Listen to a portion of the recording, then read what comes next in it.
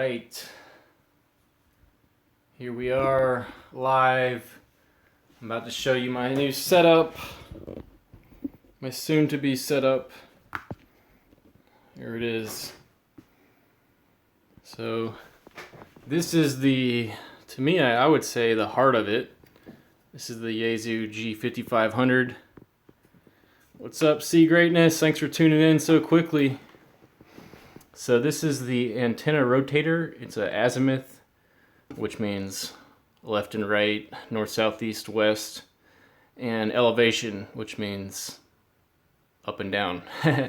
So this piece right here does the azimuth, and this piece does the elevation. And this is where you connect the antenna. So that piece will go onto,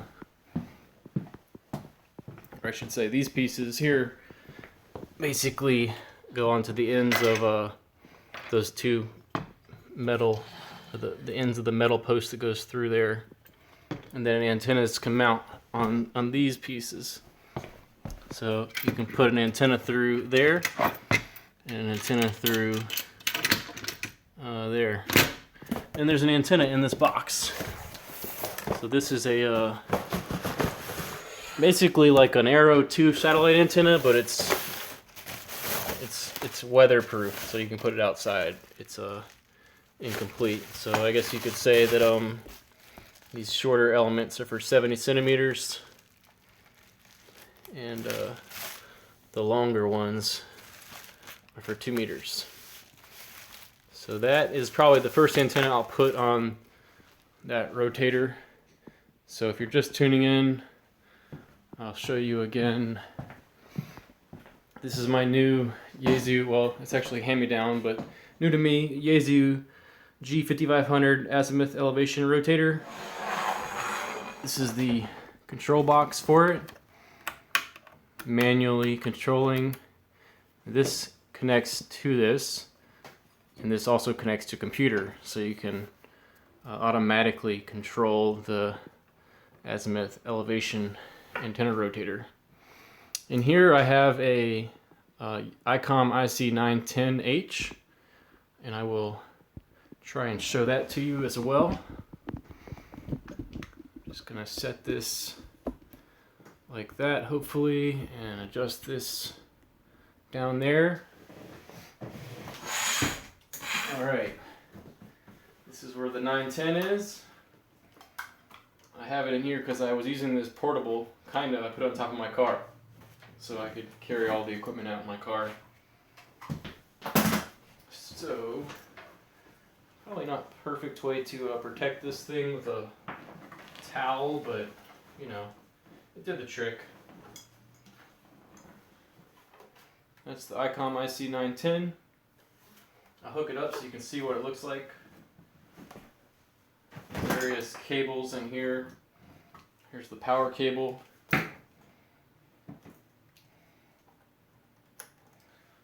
I have another antenna rotator, and I'll show that to you too. There's the microphone in there, but let's hook this up.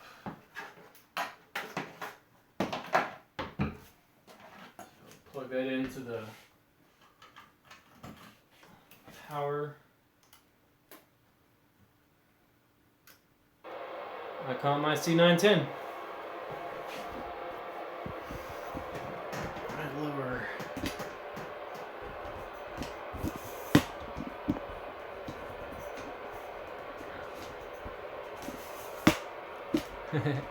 Just lowering this so you can see a little more easily.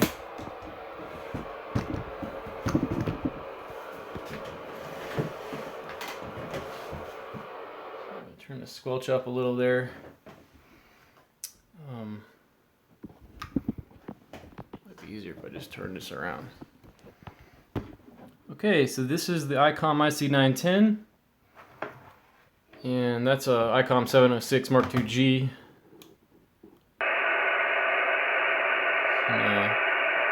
Listen to HF if I want.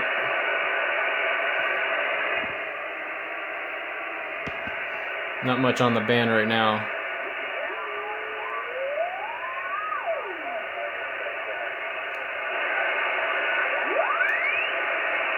Anyway, just close that off for now. So you need a laptop to control all this stuff automatically, and this is a laptop. So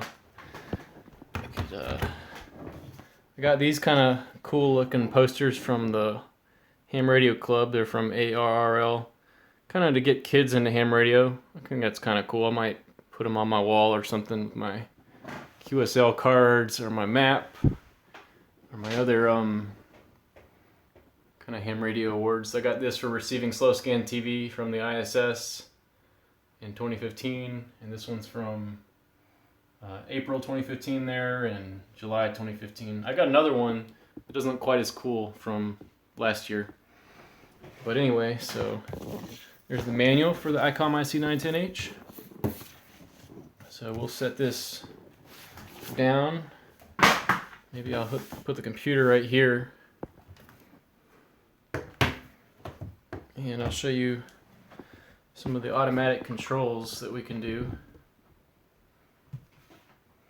So right now I'm in Linux. I gotta reboot to Windows because that's where I do all my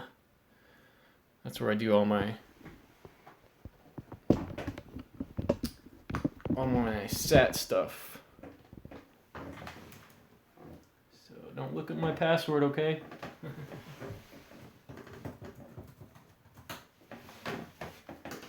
Windows is where all the software is for ham radio in general.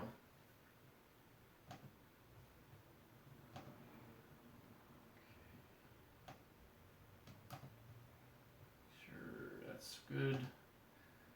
So, hey. So I'm rebooting to Windows because that's where I have SatPC32, and SatPC32 is the most popular satellite control software. It does a lot of things, some things that many other applications do not do. So I'm dual booting here. Sterling, thank you so much. Sterling just became a patron of Space Comms. Don't tell Linux in the Ham Shack I said that. Hey, Alex, it's John. G-Predict, yeah, G-Predict's good. Oh shit. Ah, crap. I missed it. You guys didn't tell me. I had to reboot now. Yes. Alright, Windows. Here, I don't know. So I used to be a Linux zealot. I worked for Red Hat, and at some point I just was like, you know what? It's not worth it. I'll just do what's easiest. Like, I'm not really all about the ethics anymore. I think it's good, but it's more about practicality to me than anything else. So, what was my password? This isn't my main password, so it doesn't matter.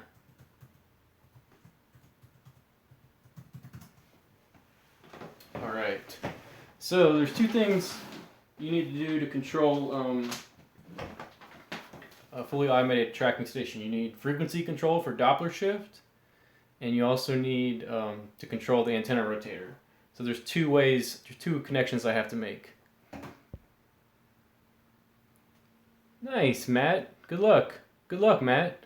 Matt's taking his exam on Sunday, his basic exam. I guess that means you're in the UK. Okay, so we got Windows booted up over here, and let me show you the interfaces that I use. Okay, so 1, 2, 3, 4, 5. You guys are funny, very, very funny. All right, so I actually have two antenna rotators. This is the one that I have the most experience with. I've actually not used this one yet. I've used this. So the reason I got all into this is because of the Eris contact. Yeah, that's what this is kind of like, Alex. So I had to help run a amateur radio on the International Space Station school contact, and you have to have a primary and a backup radio station. So Mark N8MH, he ran the primary station, and he used an ICOM IC910, the Yaesu G5500 azimuth elevation rotator, and of course this all went together with that. And I had a backup station, and it ran on a 910, and it used the azimuth elevation rotator that's in this box. So I will show you that. This is the cable I was going to try to show you that does the radio control. So it goes from the computer to the radio, and it controls the frequency automatically. Okay, so here is so this does the azimuth. So that mounts on a pole. It actually mounts on, I got a speaker stand like a DJ would use. You know, ham radio, you can't send music over ham radio. You can send music over pirate radio. I used to be a pirate radio operator when I was in high school, and I actually still have my my pirate radio, but no way I'm gonna risk losing my ham license these days. So this is a speaker stand, and I'll show you how it works. So this goes onto the speaker stand, and then let's see if you can see what I'm working on here. No. That's right there. Okay, so now see that? Okay, so there's these little screws, and you just tighten them by hand. Okay, so that's how that works.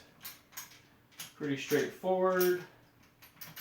And then on top of this, the elevation controller goes. So I'll show you how that works.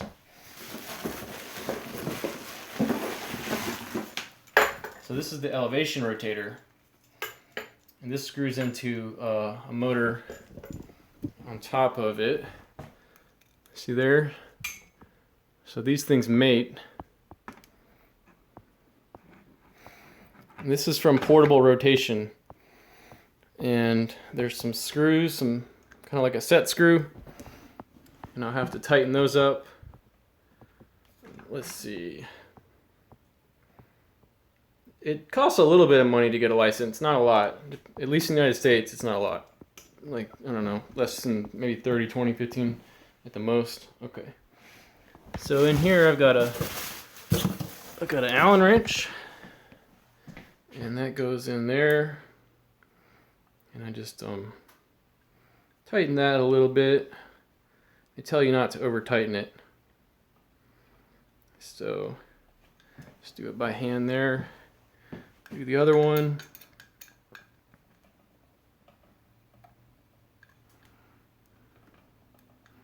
There we go.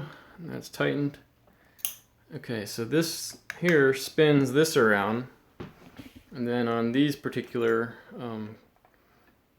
I guess, armature, it's not really an armature, but anyway, you mount poles, and then you mount the antennas on those poles. So here's one of the poles, and the other one is, I don't know where the other one is. Oh, it's in there, it's in that plastic. So this goes on like that, and then the screws tighten down on the flat part of the armature. And then you tighten that. Windows needs updates. You heard that sound. Okay, so now that's basically good to go. Now on the bottom here, there's various connections that need to be made. One of them is for the elevation control unit. Yep, there we go. And then the other one is for the actual control unit. So I'll put this over. I'll just it's getting tight in this room all of a sudden. So I'll get the cables, and the cables are in this bag.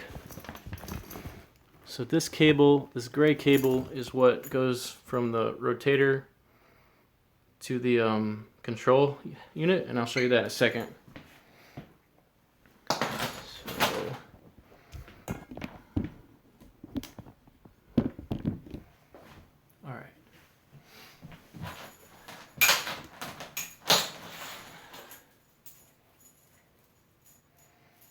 Undoing the cable, just a little bit here. So that goes up here.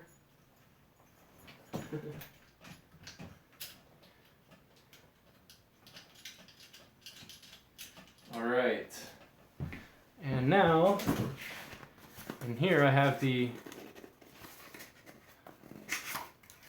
control unit.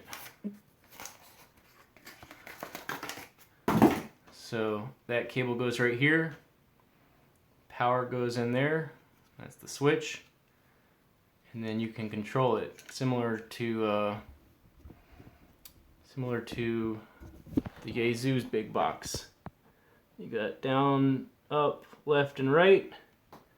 Same thing here. Got a few less buttons, so you have to hit the mode button, but counterclockwise, clockwise, and so on and so forth. So what I'll do is I'll bring this cable over here to the desk. I'll set up the computer and all this stuff together.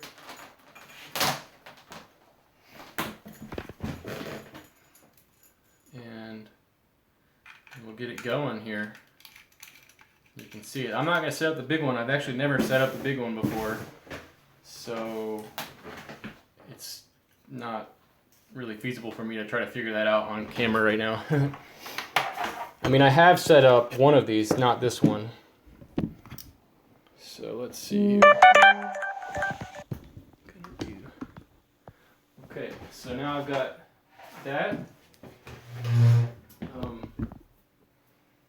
I think I might need to get the I might need to get the antenna on here on the antenna rotator. What do you think? Should I do that first? I'll do that. Okay.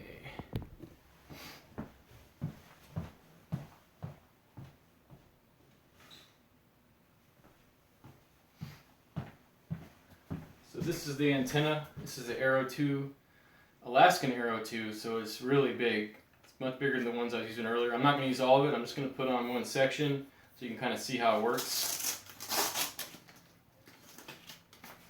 So I'm just going to put on this shorter section. That's all I'm going to put on the rotator. If I put the big thing on, I wouldn't even be able to turn around in this room. I'd barely be able to turn around as it is. So normally, I'll show you how long this thing normally is. It's multiple pieces. So normally this goes together. That's how long it is. And it has, this is only the 70 centimeter elements. 2 meter elements aren't even on here.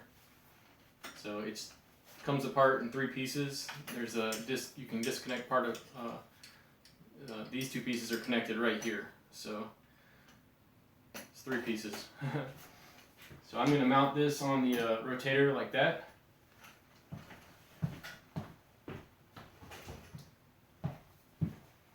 And I made this little, this guy to hold the antenna. And then it clamps together. And I have a wrench somewhere. And I put it away. I think I put it away. This goes on here. And then it goes like that. Of course, it'll probably fall out. Hopefully that doesn't fall.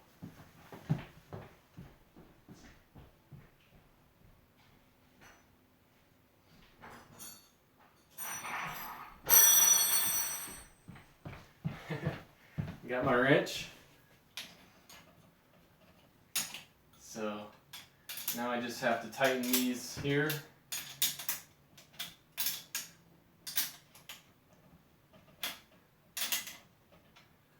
Alright, so that's on.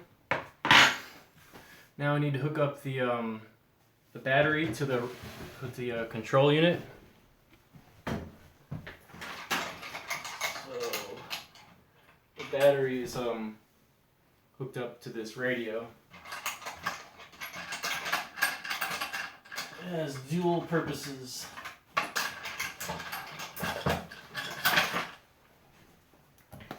So I have to use this battery for the control device because it actually has a really specific voltage range, and I can't connect it to my AC/DC power supply because the AC/DC power supply right here puts out a little bit too much voltage and it's not adjustable.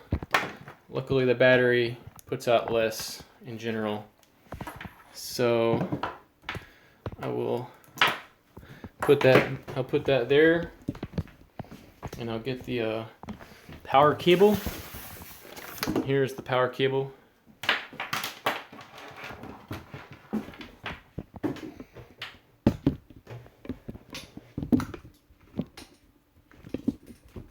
Okay.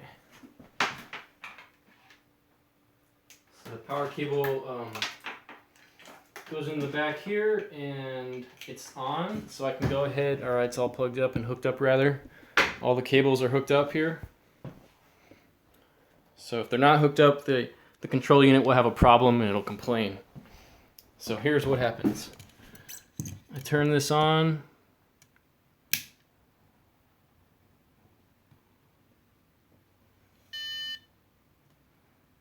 There we go. Now it says 60 degrees azimuth and 0 degrees elevation. It should say, I don't know why, it's 60 degrees off. Normally when I hook it up like this, everything's zeroed out. But actually when I set it to 0, this will be turned. So I'll go ahead and do that. Yeah, they make arrows that big. I think my comments are coming back. So here's how this works. I can manually use this, which is what I'll do now. I'm going to set it to 0, 0. So if I hit, well, first of all, I can just hit the button if I want to. So I can just do azimuth.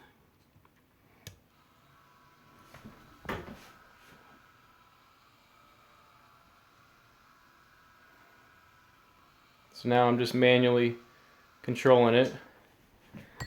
It's at 30 degrees. And if I want, I can go to do the elevation, and I'll go up with that.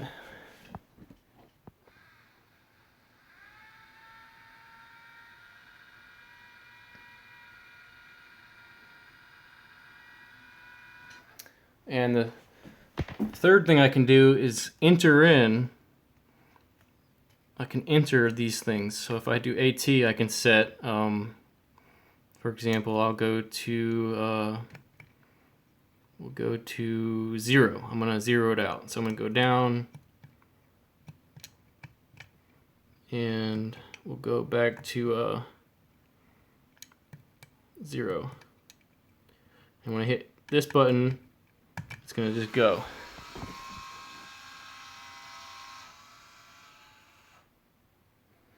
Whoa, see, that's off. It's not even, it says it's off 60 degrees, see?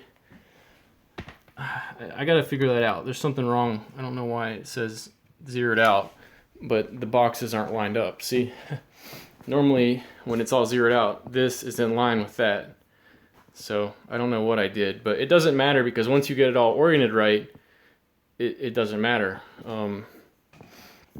Okay, so that's manual control. Let's do automatic control. Okay, so I need to connect this to the computer. It's just a simple USB cable to do that.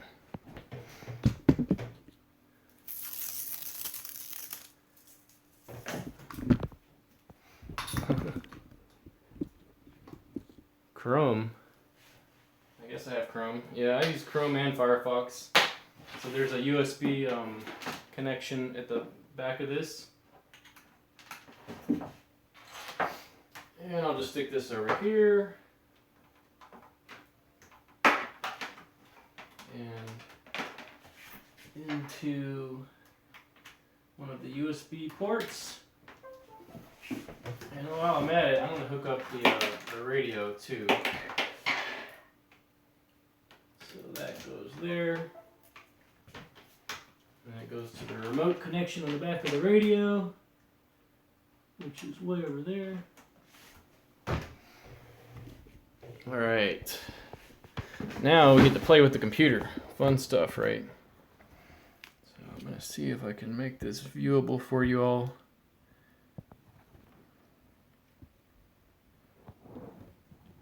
Okay. SatPC32 is the program. No, I'm not going to be able to pick any signals up. Not in the room.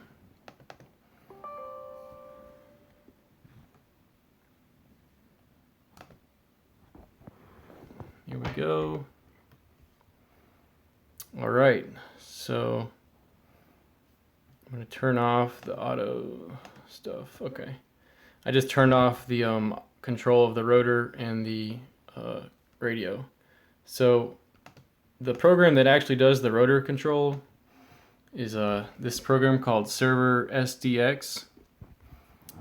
When it first starts up, I can hit read position and it'll show me the position. So right now it says actual and there's nothing here, and it says target and there's nothing here. But when I hit this read POS, it should show me some numbers. Nope, no response from controller. Okay, the reason that happened is because I didn't turn this into automatic control yet. So I have to hold down these two buttons. Now it's in remote mode. So I'm going to have to restart SatPC32 so that it can connect properly.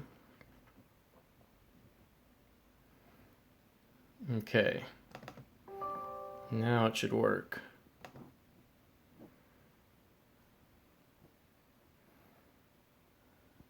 It might even start moving all this stuff, so I'll turn it off. Okay, so now we go to Server SDX, read position. Nope, still didn't work. Okay. Sometimes the COM ports come up wrong. So let's see what we got going here. So it says it's on COM port 2. Let's go to Device Manager. Let's see what COM port it's on.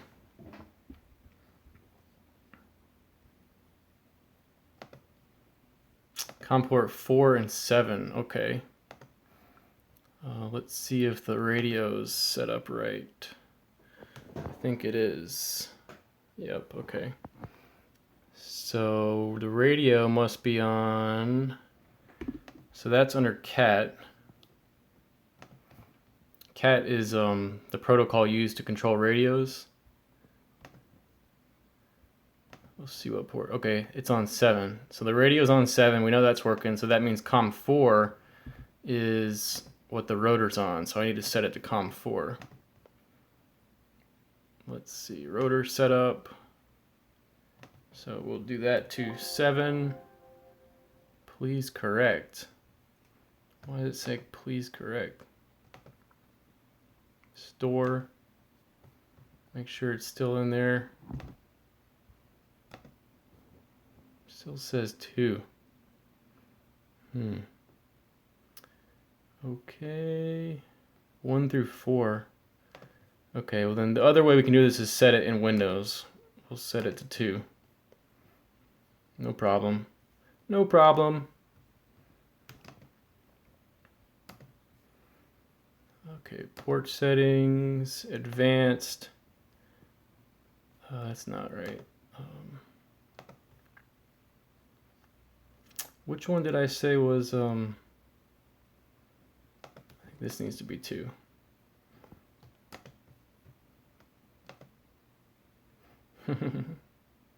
PC load letter. PC load letter. All right, let's see. COM2. All right, let's try that now, see if it works. No, I messed up. Oh, I messed up. I messed up. I did the wrong one. Okay. So I'm gonna change 2 back to 7 and change 4 to 2.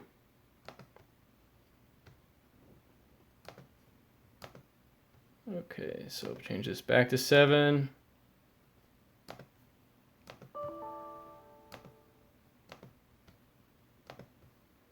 Now we're going to change 4 to 2.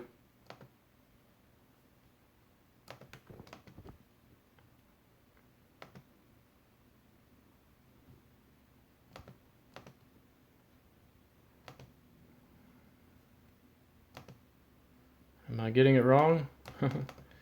Okay. Close, we're close. All right, let's see if that works.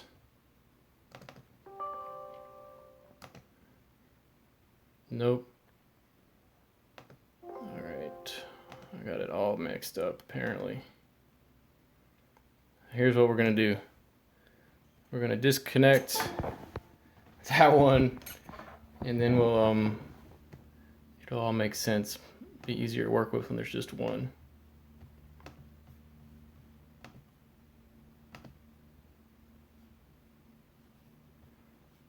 Okay. So that's 7.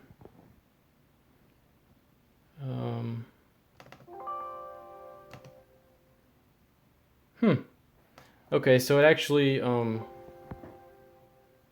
it was right. Linux is looking better. Okay, so what we're gonna do is we're gonna turn off this. We're gonna unplug this. We're gonna restart.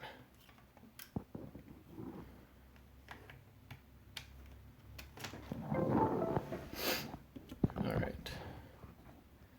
Let's try again. Just trying to get back to the radio. Could not open COM7 for radio 1. Oh man.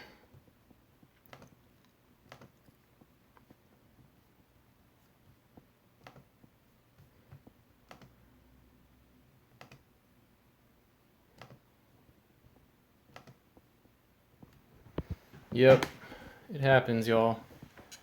It happens.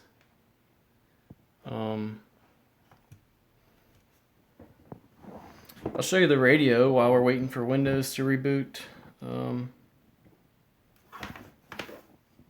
So it's got 2 meters, 70 centimeters, and it also has, let me get Windows over here. It also has 1.2 gigahertz. And how do you switch that band? I just gotta hold down. There, see, 1.2 gigahertz.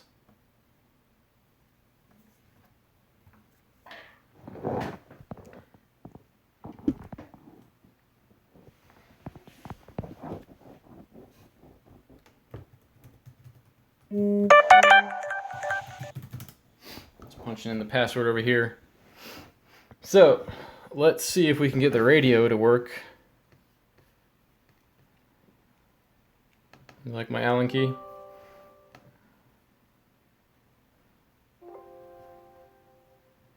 I think it's good now. Yep, see the radio changed frequencies. It changed to the SO50 frequencies.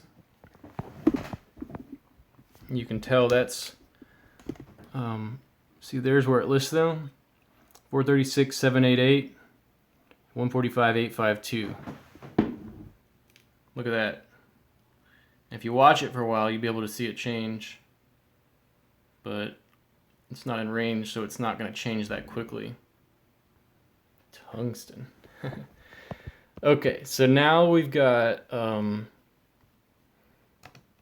let's get the rotor working. So we are successfully using COM7 for the radio.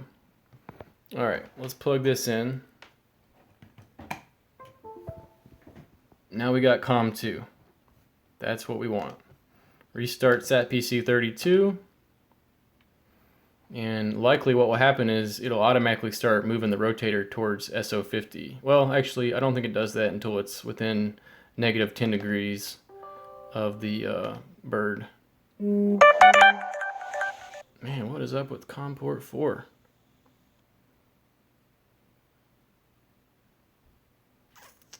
Alright, setup, rotor. I must be missing something.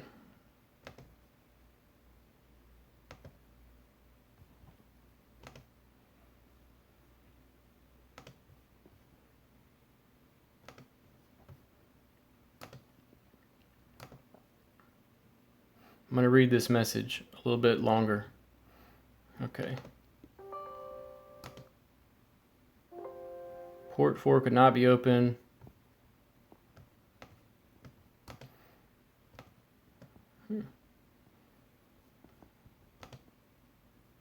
Why is it trying to use port 4?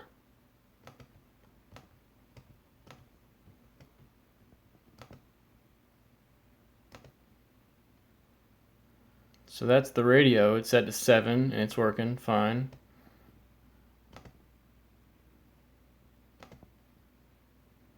Where did it say 4?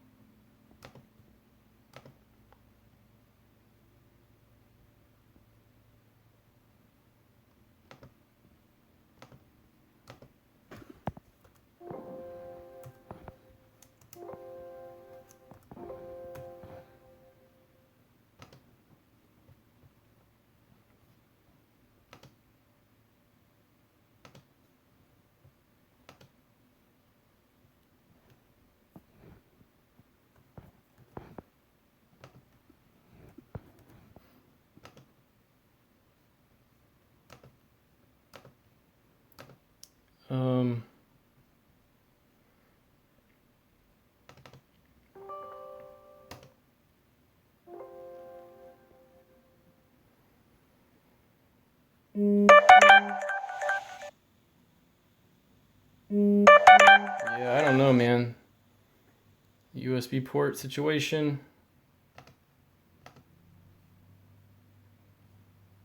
Let's try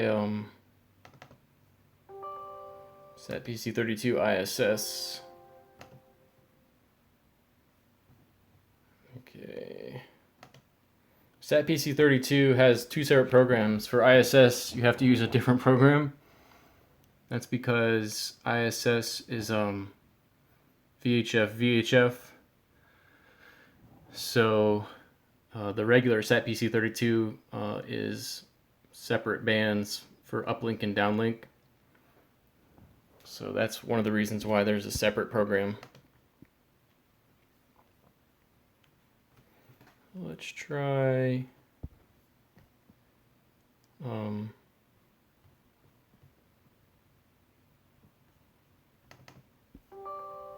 you know what I can do is I can just set the port to 4 and see if it works.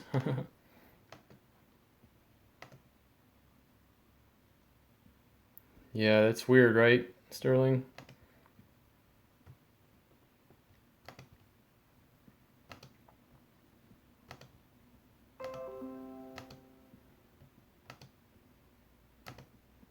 Alright, let's see what happens.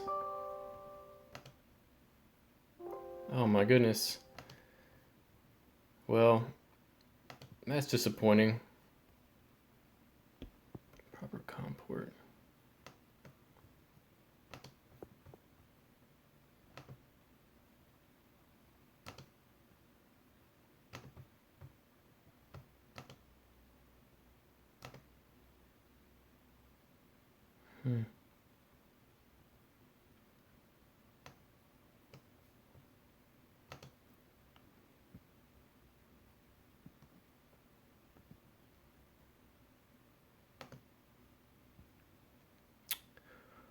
One thing you can do is restore from backup. I have a backup, so I could do that.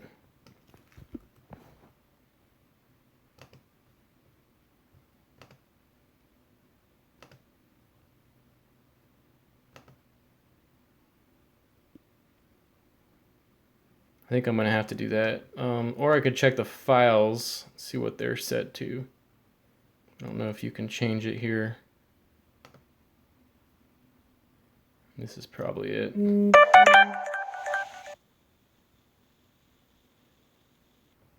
Okay. Let's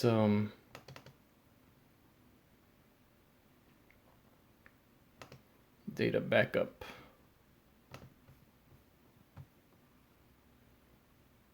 So, well, if it doesn't have a backup, you just have to start over. I mean, you have to manually make a backup. So, I've got backups here. So I could extract this.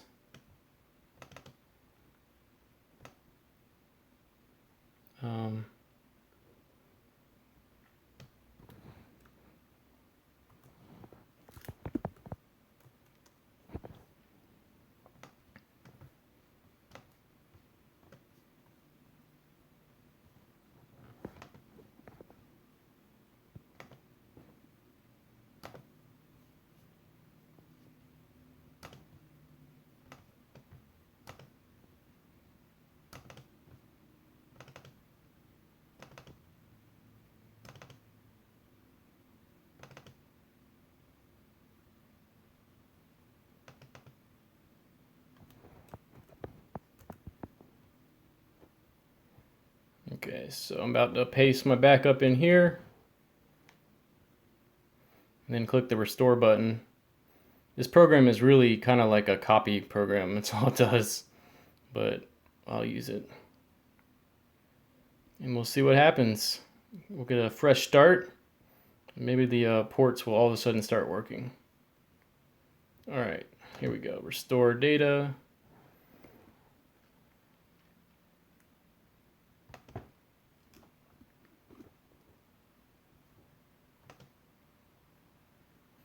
Data backup done.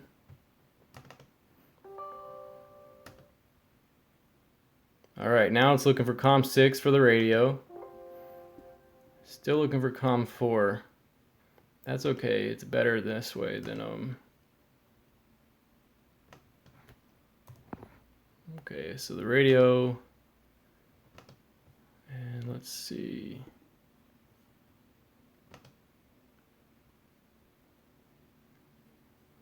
Restart.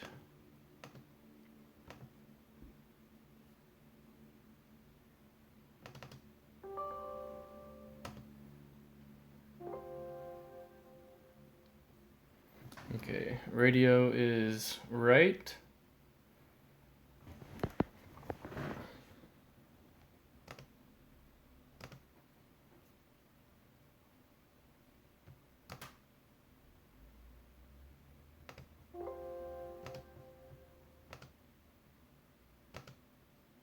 Radio is 7. Rotor is 4. Turn this off and on.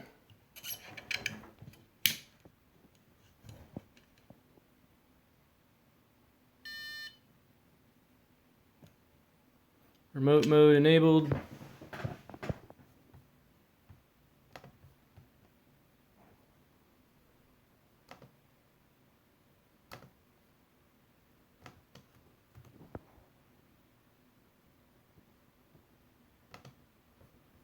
Man, that might have been the problem. I didn't hit OK. I hit store.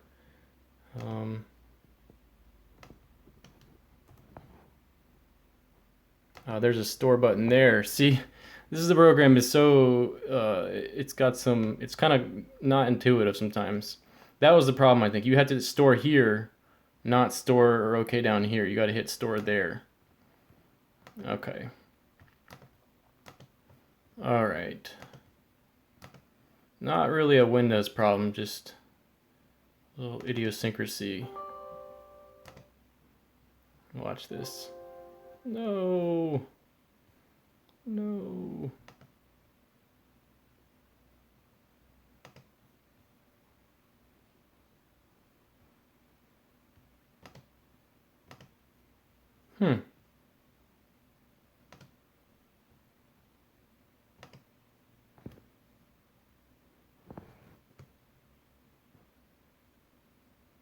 That's interesting, because server SDX isn't opening now.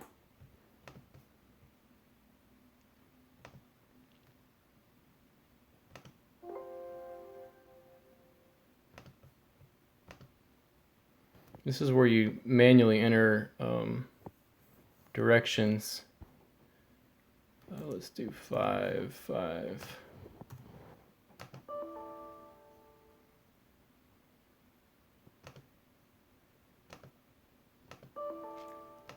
Uh-oh.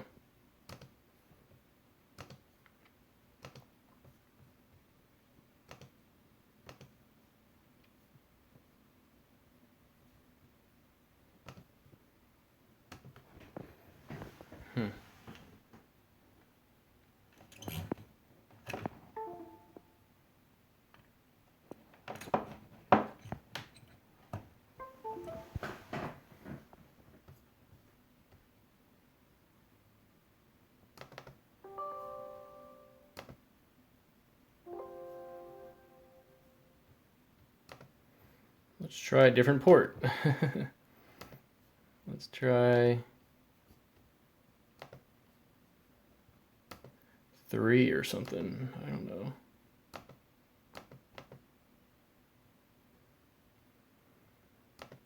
Try 8.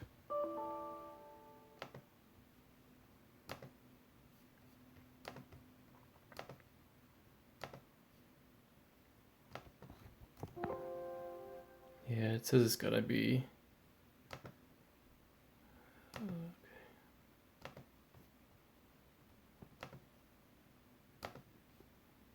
It's gotta be 1 through 4. Okay.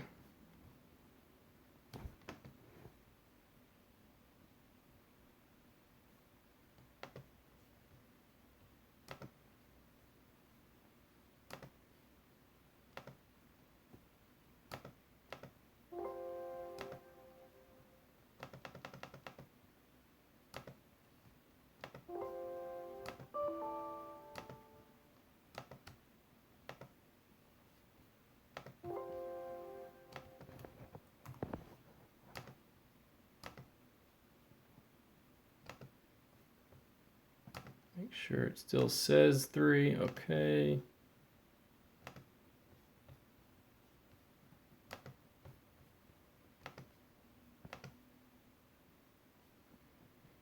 What do y'all think? Is it gonna work? Oh my gosh. All right. I don't know what to say. That's pretty frustrating. Dang, man.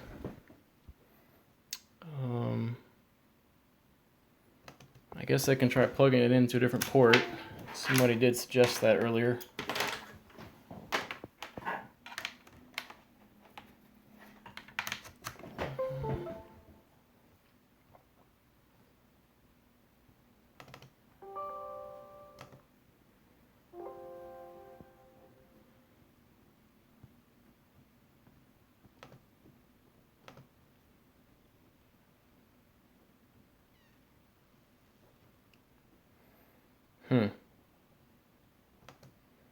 Briefly, I could show you how the frequencies change when I switch satellites.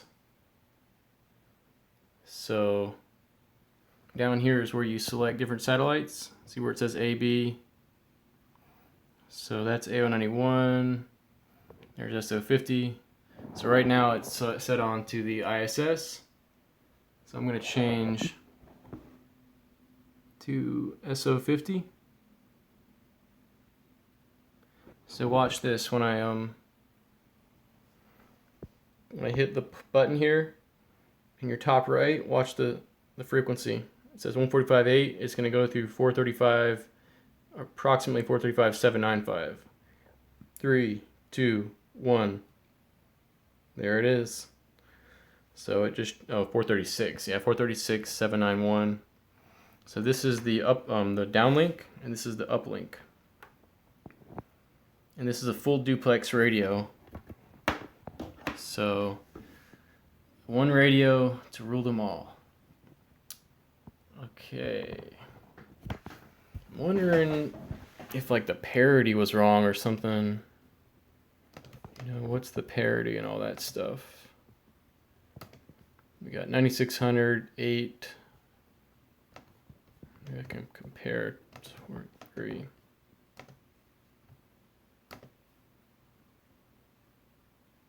It's all the same basically.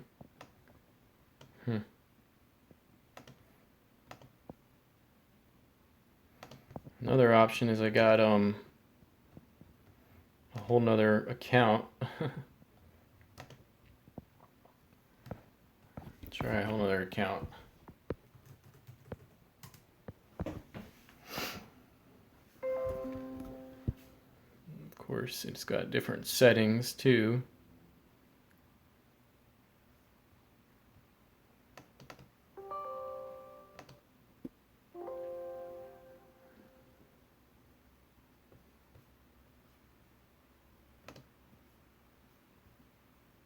Higher resolution over here. Okay. Give you a resolution you can handle.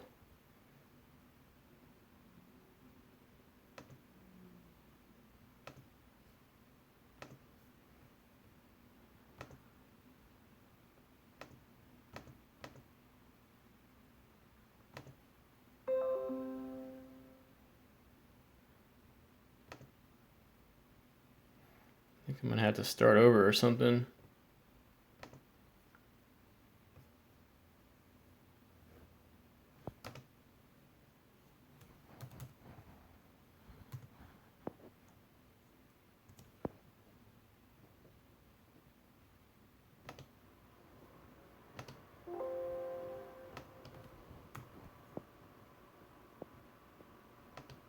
Hey, Kenneth.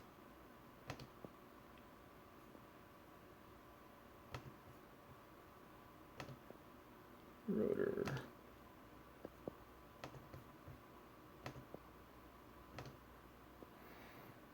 I'm pretty sure I must be missing something. Well, I'm obviously missing something, but I think it's like something big.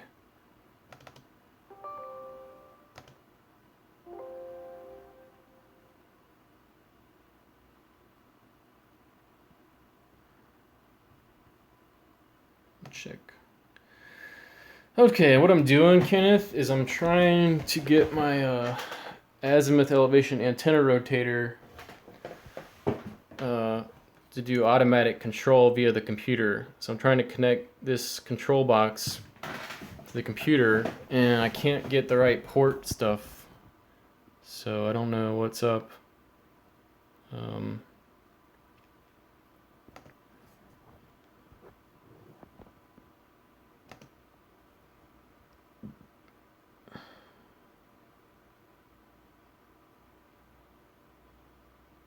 Is everything plugged in?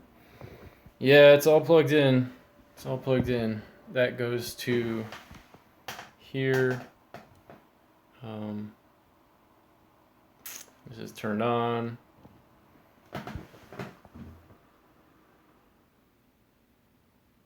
These files, these are in hexadecimal. So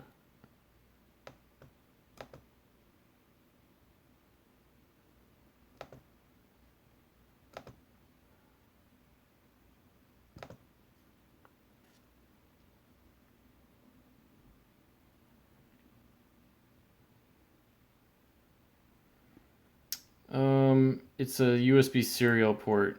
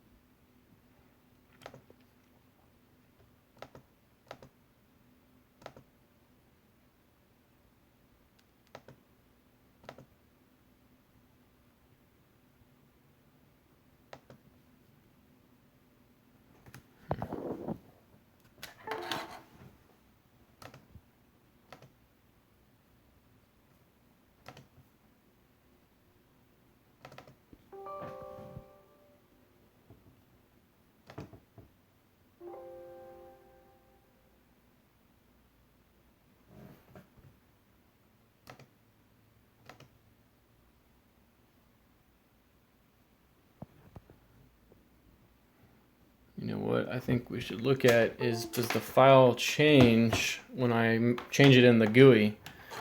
I bet it doesn't. There's something wrong with the permissions. I bet that's what's wrong.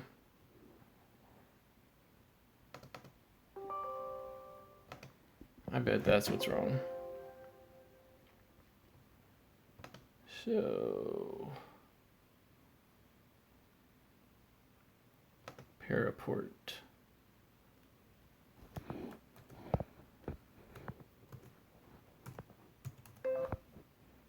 We'll see what happens here. I'm just gonna save a copy of this file, and let's see if I can just change something real quick.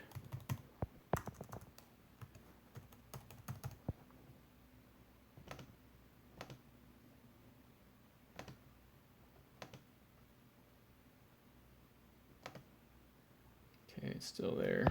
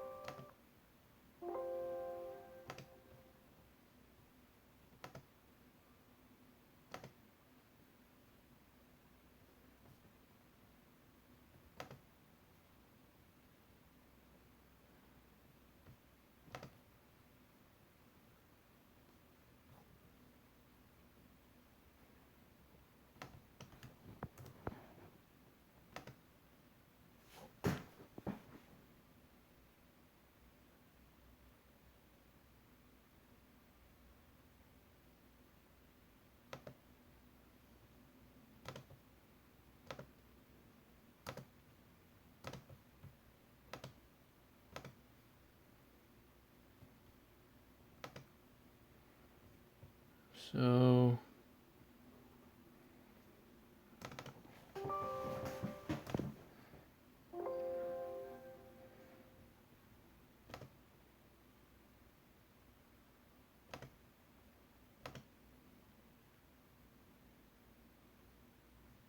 it's not changing these, see?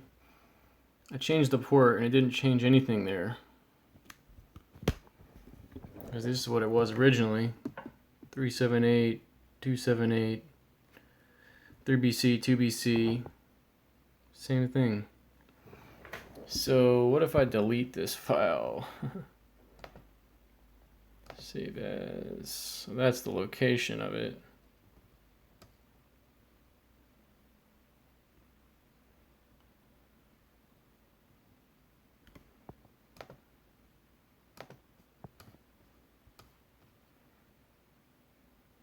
Paraport.sqf.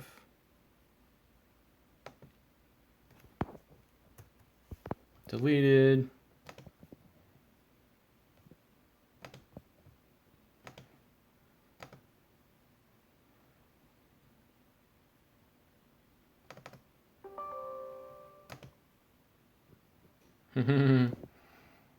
So I couldn't find it.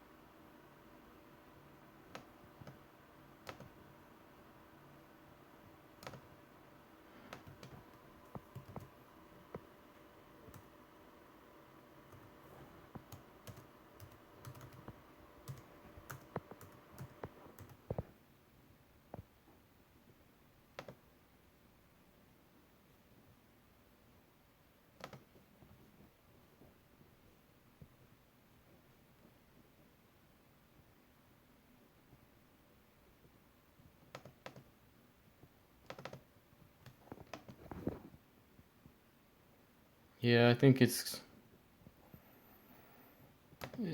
getting problematic here. Research might be the answer.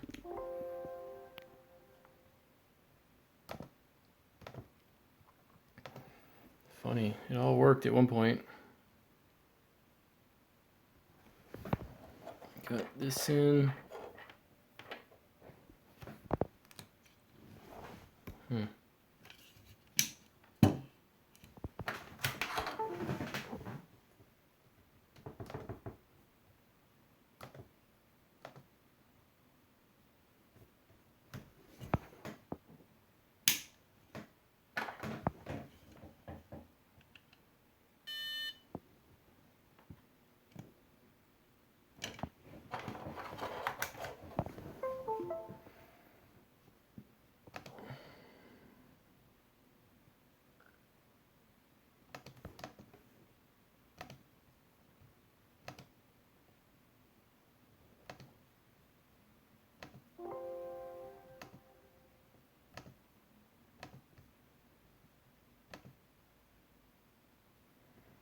I just noticed that that was set to COM3 too.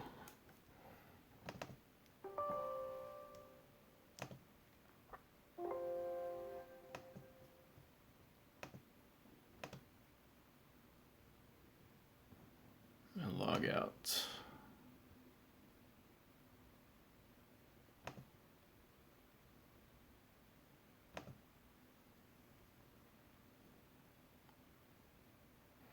I got these things all open. See, there's multiple versions of them open. I think that's probably a problem too.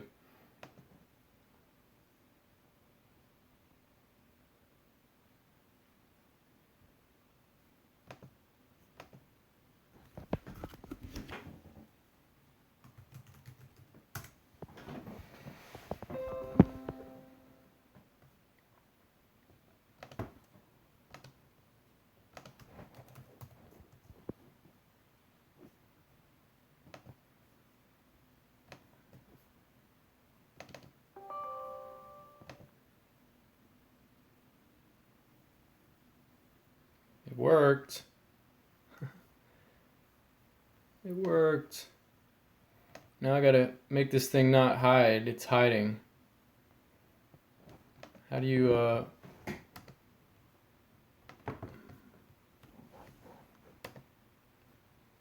let me put the display back to full res. Maybe it'll appear.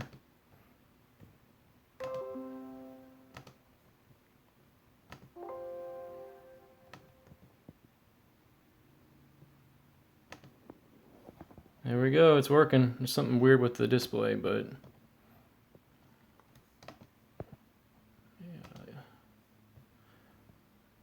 Wow, can't believe how long that took.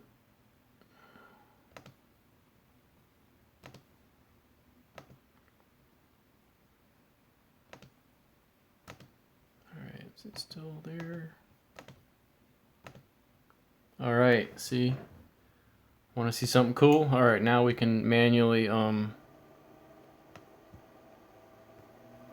so it's at 0, 0, so I'm going to put it to 30, 30. You're about to see computer control. Oh boy, that took a long time. Alright, so now we got to find a, the next bird is in 39 minutes. In 044. So it's not a lot to show here currently. I guess I could yeah, thanks guys. Thanks Alex. So it's working. Now I gotta connect the radio. Hopefully the radio will work too.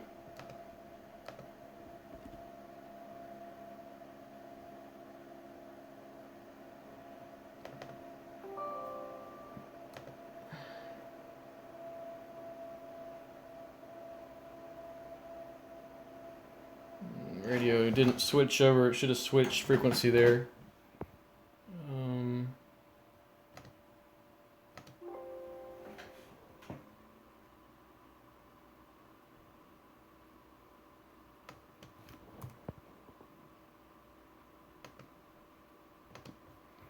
Boy, wouldn't it be funny if the radio stopped working?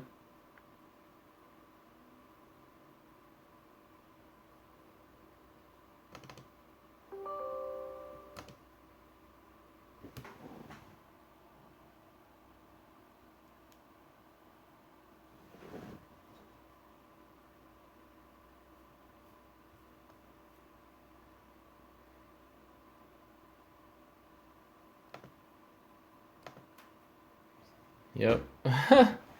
Yeah, there's something else wrong. I can only get one to work at a time, it looks like.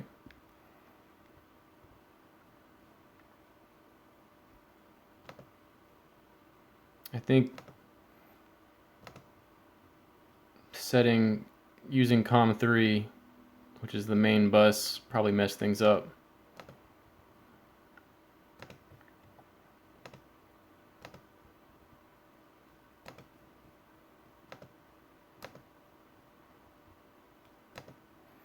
Maybe it'll work after this.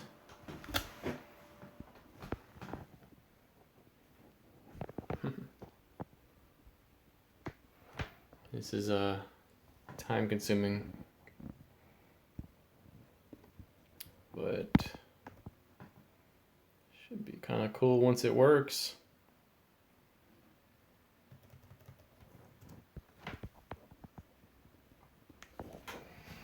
So ISS is the prioritized, the highest priority satellite in SAT-PC32, the way I have it configured.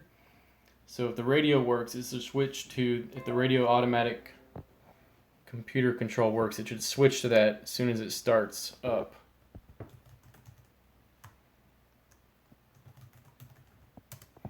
So let's check device manager.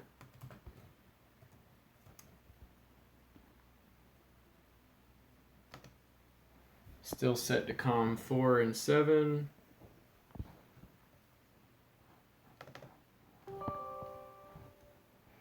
See if it switches.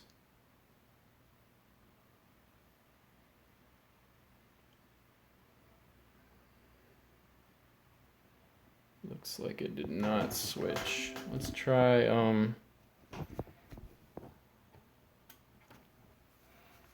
turning that off.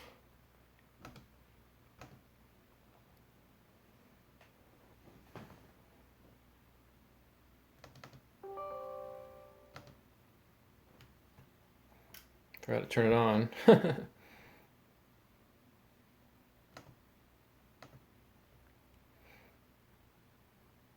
No.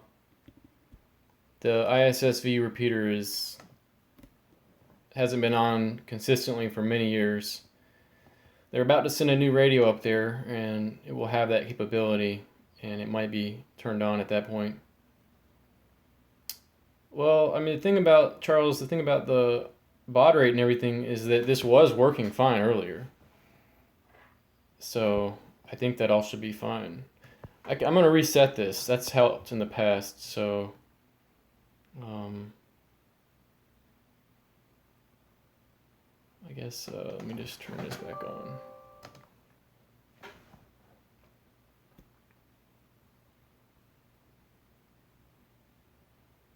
Oh wait, I have cat disabled. See that C minus? I'm gonna turn it on. Ah, there it is. Okay, now it's working. All right, so everything is set up.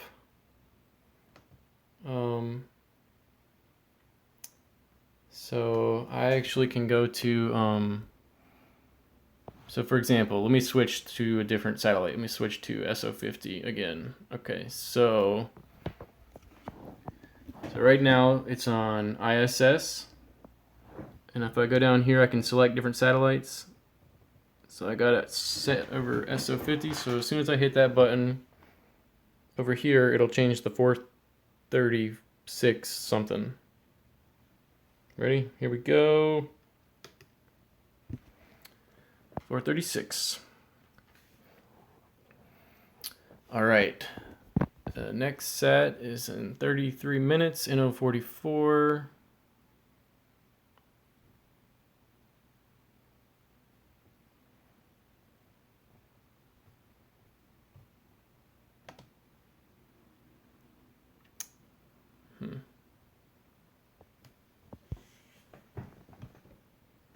Yeah, I can turn it on. Charles, let's see. Options. Cat control. Yeah, it's turned off. You're right. So that was the trick, or that was one of the tricks anyway. That was off. Activate it, start. So now it's good. So when I close this, it should go back. Well, I don't know if it will, but. So yeah, it always goes back to where it was. Oh, I didn't click store? Alright, let's see.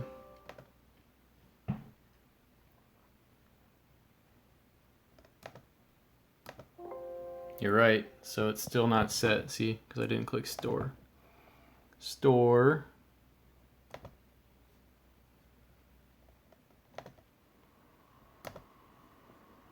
It's there. Okay, so. Alright, so it says 145,799. So right now, if I turn cat on manually, it'll switch to. Well, it's still on ISS, so I gotta switch it to like. So 50. Now it's on 436. Okay, so when I close this, it usually goes back to whatever it was earlier. It's not, but the highest priority satellite is ISS, so it should switch now when I start it up. Yep, there it is. It switched. Woohoo! Okay, feel pretty good about that. Finally, I added a lot of satellites to the program so that I could get something would always be in range. I don't know why Falcon Set's not. You can only have so many. Yeah, that's true, Charles. You can set to what you can actually set -10. Let's see, time interval. There's a way to set, like, you can make it so that once it's at least above, say, -10, it'll automatically start directing it towards there. Where is that setting?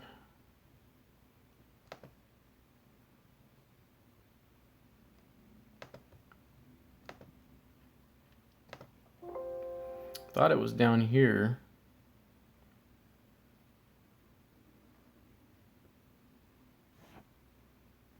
Oh, here it is. Minimum elevation. I think that's it.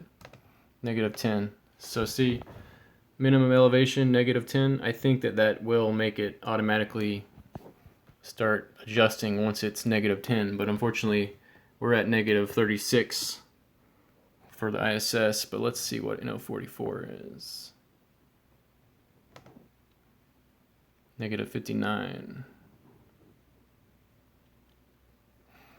Well, it doesn't have to be in range. There's really nothing in range right now, though. What I could do is I could put my coordinates like in Europe or something like that. I could put it over here in Belarus or something. Let's see.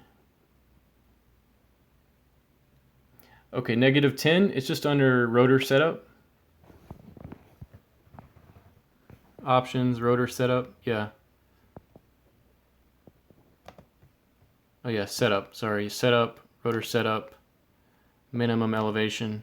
Mark N8MH is the one that taught me all how to use this program, and he taught me that. And the reason we set it to -10 is for the ISS. We didn't want to have, like, you know, it just sitting there pointing the wrong direction, and then we have to wait 20 seconds for it to turn around once the ISS comes in range. So that's why we had that setting. So I was thinking I could change my coordinates to Europe or somewhere where the satellites are in range. So we've got the ISS is going over here. KO83. Let's set it to LO 06.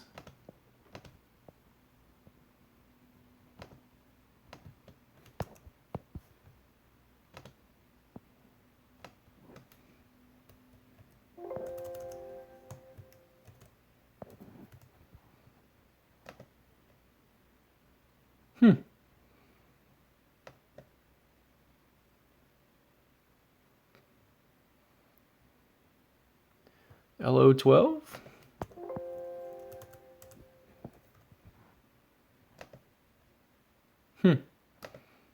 Okay, I don't know what happened there.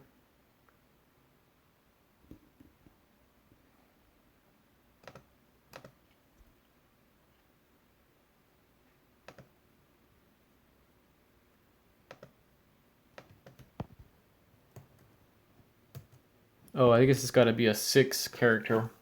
That's why. Let's see. Man, that's annoying.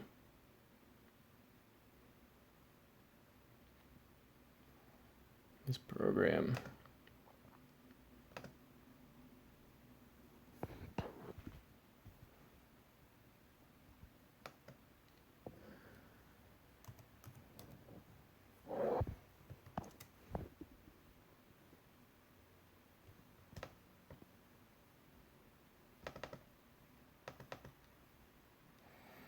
Meteor sets? I don't know what that means. Let's try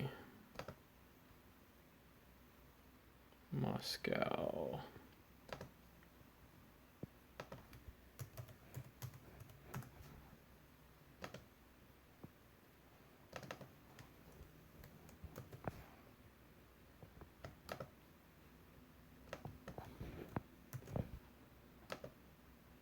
All right. I think I set myself to KO5.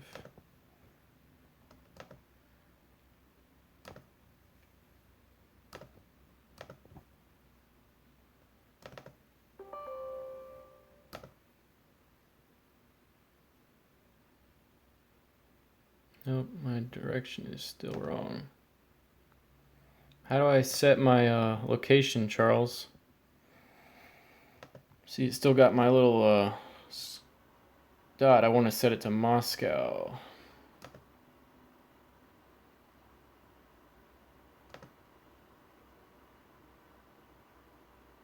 The coordinates are wrong. That's why.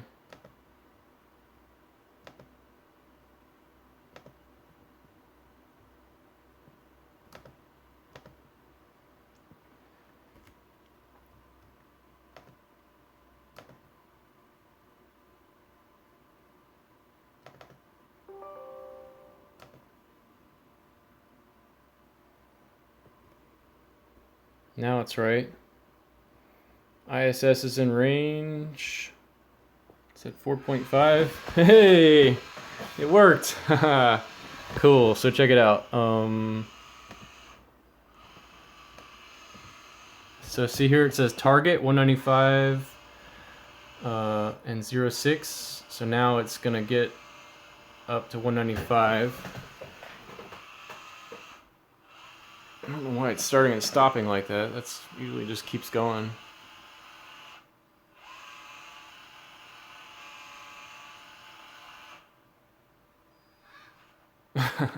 It went up a little bit.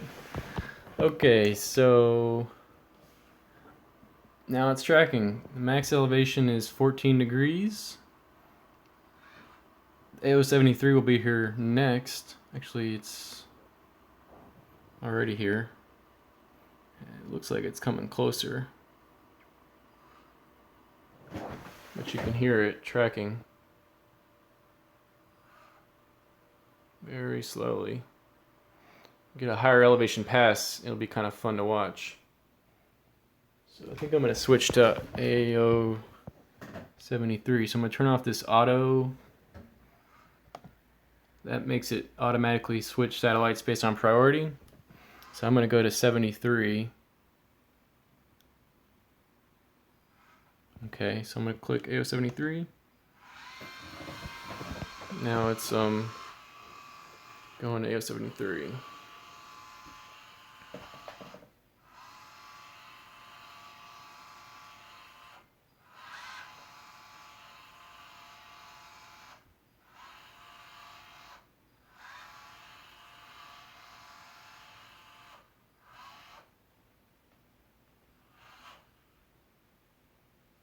So we're almost at max elevation for AO73. It's at 30 degrees. Max elevation is 33 degrees.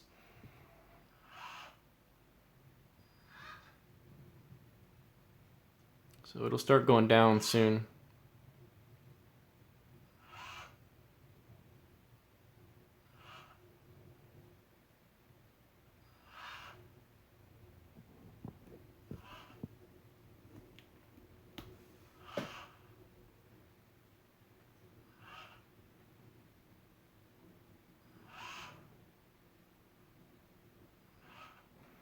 So you get the idea. You can watch the program server SDX.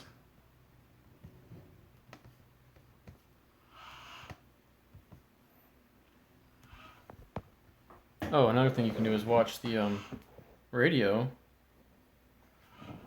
the frequency control. So 145, 959 downlink, 435, 141 uplink.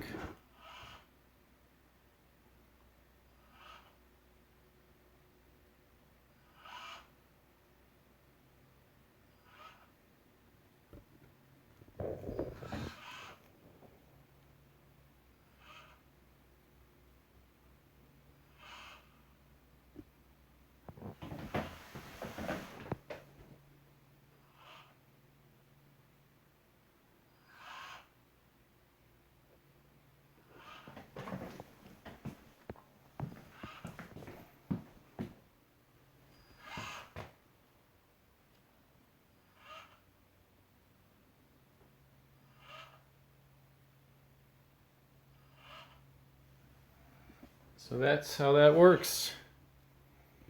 The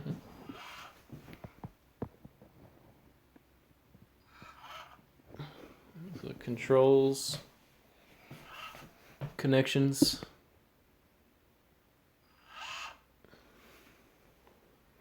I had to make a 100-foot cable for this rotator. It only came with 25-foot cable. So I made a 100-foot one. That gray one there is 100 feet. These are the cables for the Yaesu rotator. Among other things, there's also, these are all for the rotator, for the Yaesu. And underneath that is coaxial cables. This is a power cable to power a preamplifier that I got, a 2-meter preamplifier for the ISS contact. And I'll show you that.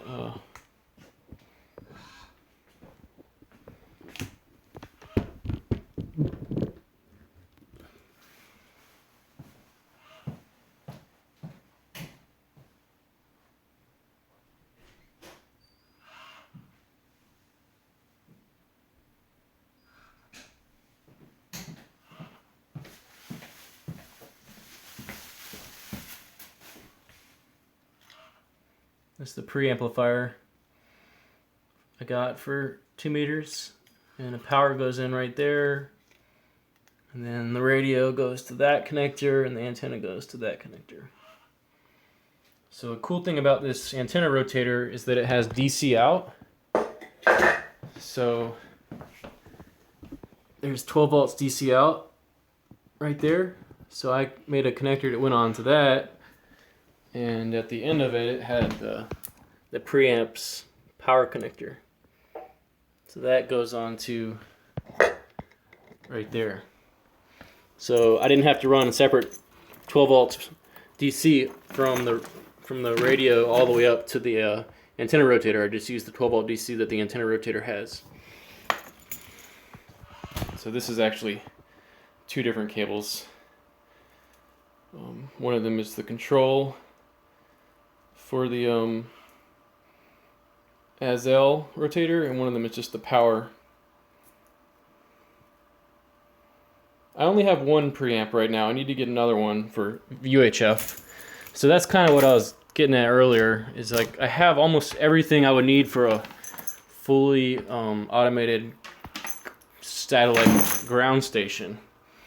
I do need, I have 2 100-foot runs of coax, One that's brand new for the Aris contact, and one that's older, but it worked fine.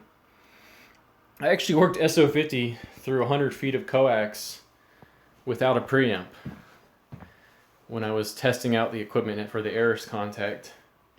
So I was pretty impressed. But I'm going to get another one of these preamps for 70 centimeters. Pretty expensive, unfortunately, but maybe I won't get one right away. The rotor cables are actually from Matthew, KK4FEM. He changed his call. What is this call? NJ. I can't remember his new call. But anyway, all this equipment, all these, like the Azel, this is all from him. That antenna's from him. And these cables for the rotator are only 30 feet. NJ4Y, thank you. They're only 30 feet long. So I couldn't necessarily use them if I had to go longer than 30 feet. I'd have to buy some new cables, make some longer cables. So Charles, what do you use a G5500 or what? You use different software? You said you use DDE. I don't know much about that. Here's the microphone for the ICOM 910. PST Rotator. Is PST Rotator instead of using server SDX, you use PST Rotator? What is PST Rotator? Satellite NO84 rising. Okay. Ooh, NO84 is an 80-degree max elevation pass. Let's go to that one.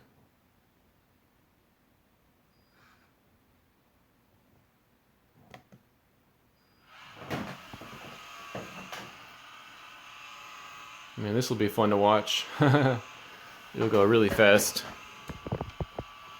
So here is NO84. It's at 1.6 degrees.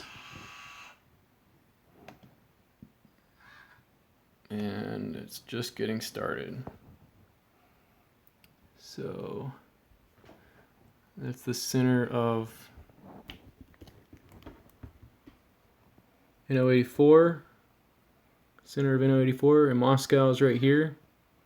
It's gonna go almost right over it.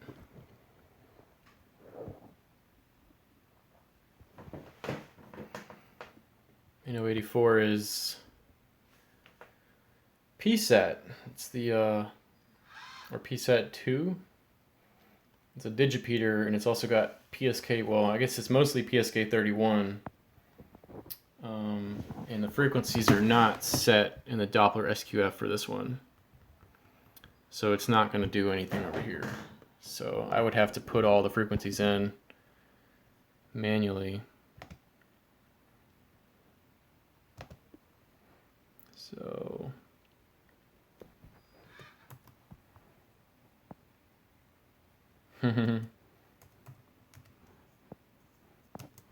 PSAT's not in here at all, see, so. Whew, a lot of stuff to set up. A lot of stuff, for example, like AO91's not in here yet, AO92's not in here yet. PSAT's definitely not in there.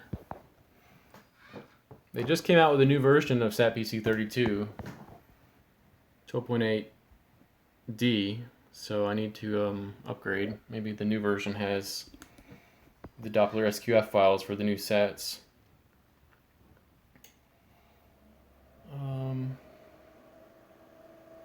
You know, I could actually turn this on and light it up if you want to see what it looks like. It looks kind of cool.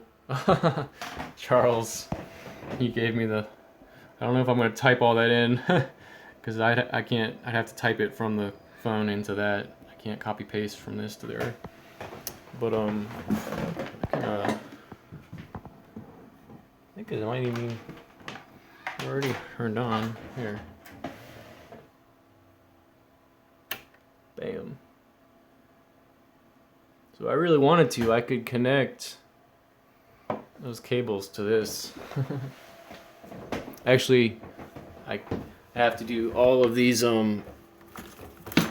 all those little terminals on the back of the rotator. There's a whole bunch of terminals. So that wouldn't be very easy to do right now.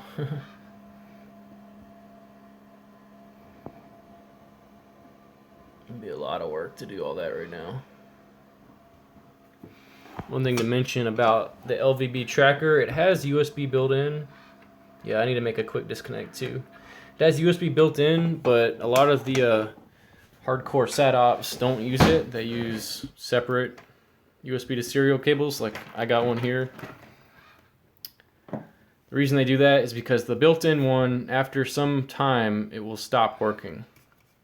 You have to restart the unit, and then it'll start working again. So they just use their own USB to COM port serial adapters.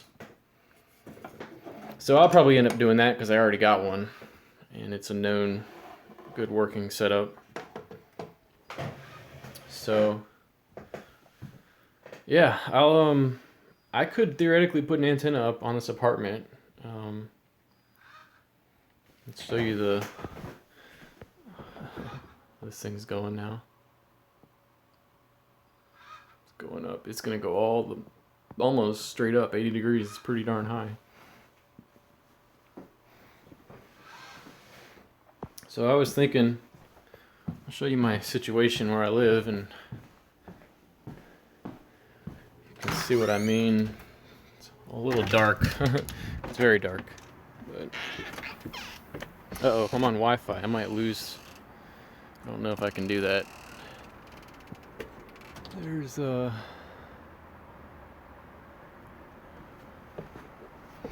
think I'm not gonna go out here because I don't want to lose signal.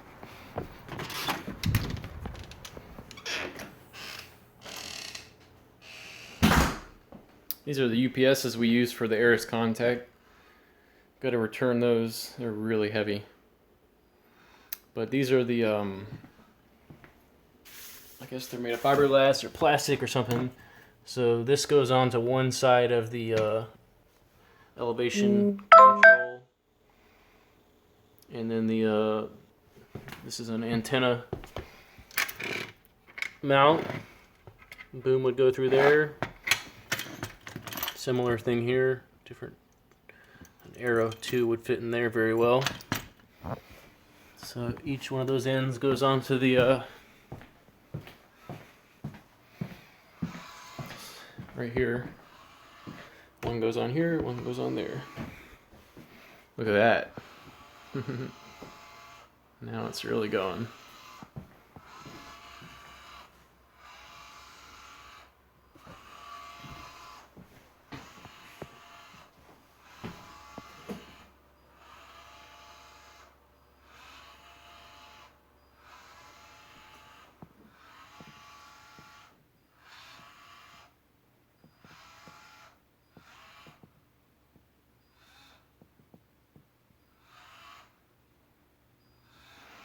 How's your antenna set up now, Charles? Is it like on a tripod or something outside?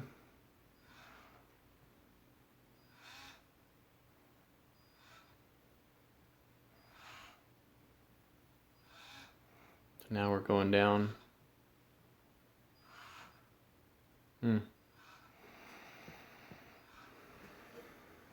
Yeah, for the Aris contact, we were on top of the gym and it had a flat roof. And we got a mount that you put like center blocks in the base of it, and then it has a kind of a tripod for a pole. That's the cool thing about satellites, is you don't need the antenna to be high necessarily, as long as it's above obstructions. Yeah, you got the same one. I might buy one. I was thinking I could set up like an internet connected a remote station on somebody else's land out in the country. But it remains to be seen what I'll actually end up doing. I'll turn off that.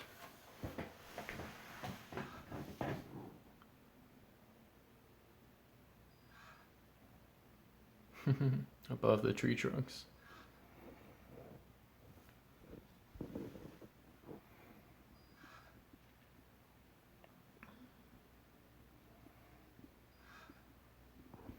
Wouldn't it be nice if I could just sit here and pick up the microphone and talk to people?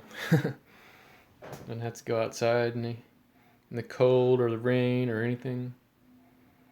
Man, that would be fun. So that's the plan eventually. Yeah, I've heard other people do satellite remote though, so apparently it can work. I mean, I'm sure it would be harder, especially when there's like busy FM passes, you know? Because by the time you hear it, it's already late, and by the time you get back transmitting, you know, you might have a second or so of delay. So it'll be not ideal, but I think it would be acceptable.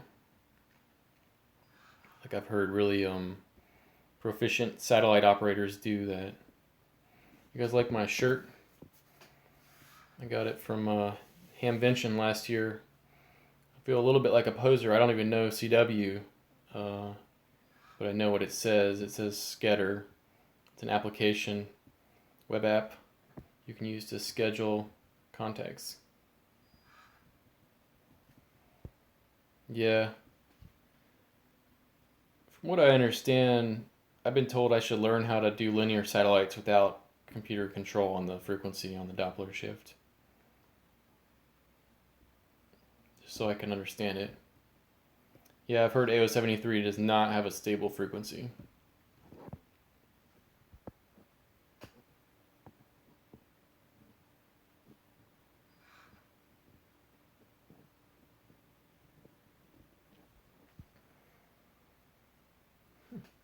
I want to see how my phone died earlier, so I had to get a battery pack for it. This is how I've been doing this tonight. A little teeny tripod, I taped my battery pack to it.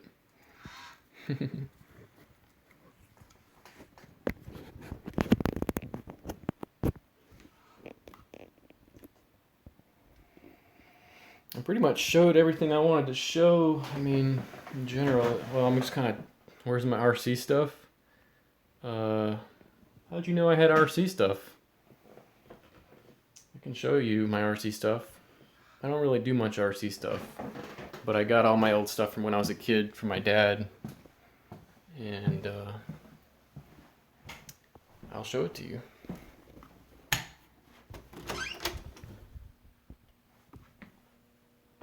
There's some of it.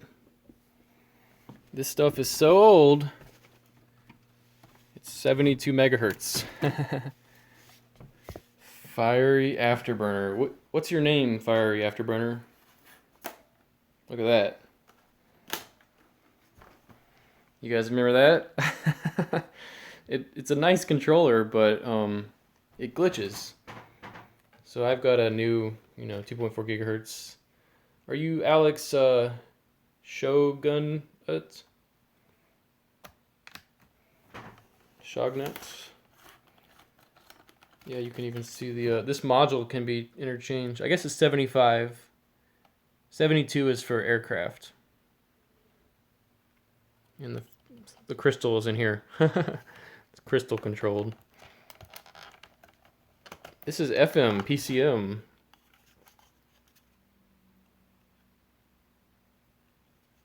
Cool, Alex. Yeah, so I got this stuff back from my dad. He had it in storage. This is the one that actually works. Did work. And I forgot how fast it was. I was running outside and I was actually filming it. I was holding my phone, filming it in like one hand and basically trying to control this with another hand, which is crazy. And I lost control and it flipped over and it hit the curb and it broke back here. I think that one of those turnbuckles popped out or something, and I had to put it in another hole. Popped out maybe over there. Anyway, so I think there's something wrong with it right now.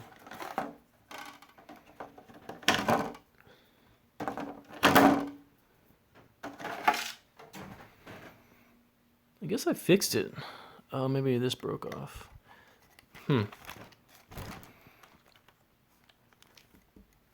Maybe it was one of these. I think these things don't stay on anymore. But I used to race RC cars. This was the one. This was one of the ones that I raced. And it's still got DC motors. You know, it's really old. Nobody runs DC motors anymore. But I started to build an old Tamiya or Tamiya lunchbox, but I never finished it. I got a new spread spectrum controller. I don't know if I'm ever gonna get back into RC cars.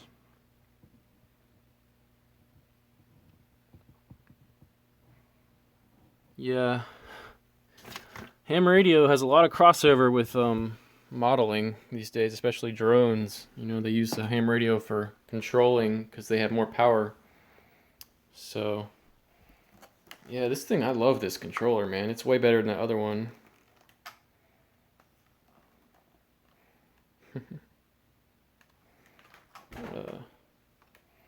But it glitches, so it's not better. So here's some more. This one is my favorite RC car. This is four-wheel drive. It's got some issues. It needs to be I think the transmission is messed up, so it doesn't actually work right now, but God, it was so fun because it was so fast and so responsive. Man, it was fast.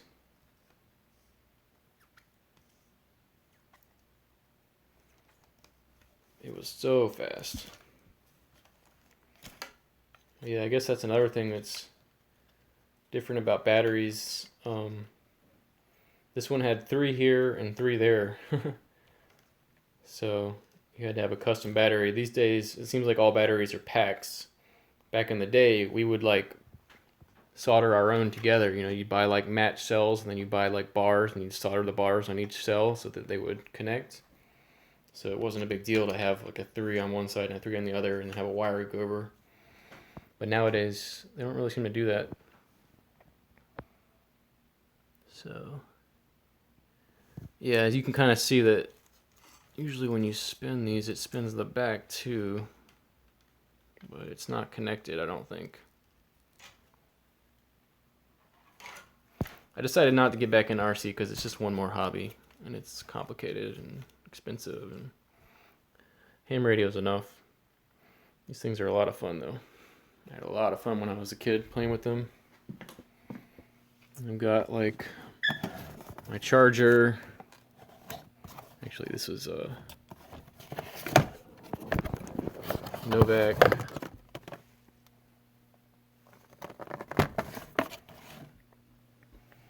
Got a bunch of here's an AM controller.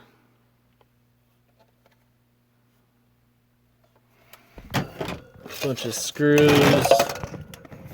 These all are different screws we would use, you know.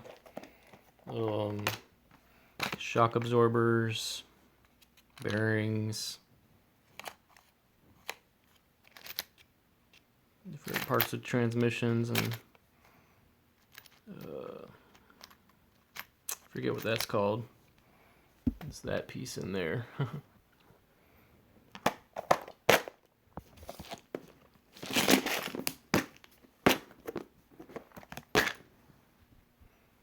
Spur gear.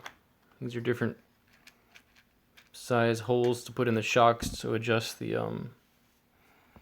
how they respond to bumps. Steering, turnbuckles, crystals, Dean's connectors. These are you know, in RC people use the same things they use in ham radio, power poles, and some people use power poles in RC too, but these are called Dean's connectors, and they're even less loss than power poles. Really serious RC car racers, like professional ones, they solder the wires directly onto the battery. They don't use connectors at all. There's the other end of a Dean's connector. So that's how that goes. They're kind of hard to get on and off.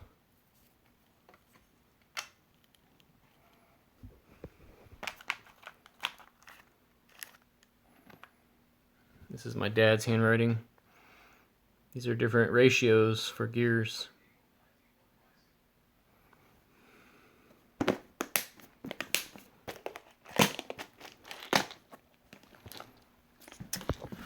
So that's that.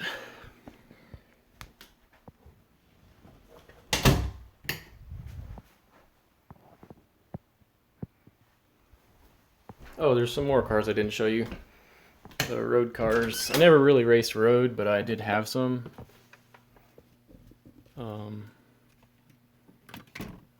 This was, I think, my sister's. I made it for her. The tires are cracking. These were really fun to drive too. This was mine.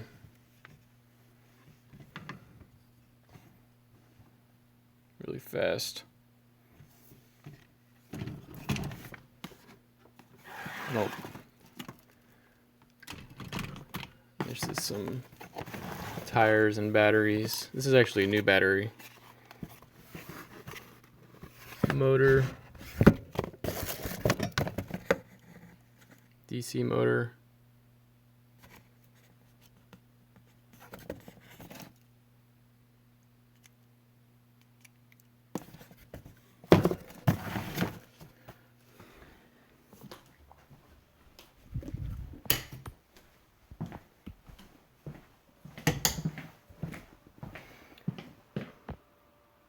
Well, we made a mess. AO91. Turn on the auto here, automatic.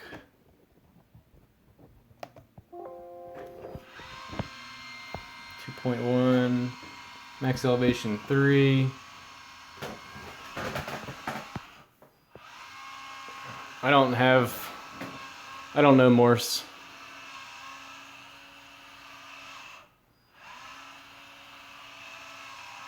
I tried to learn it once.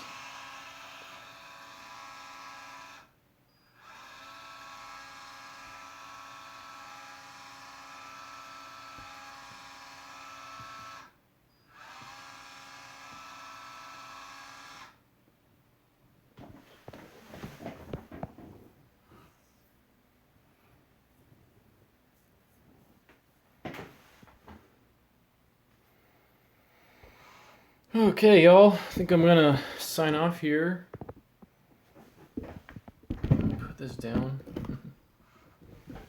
Do that. Drink a little water.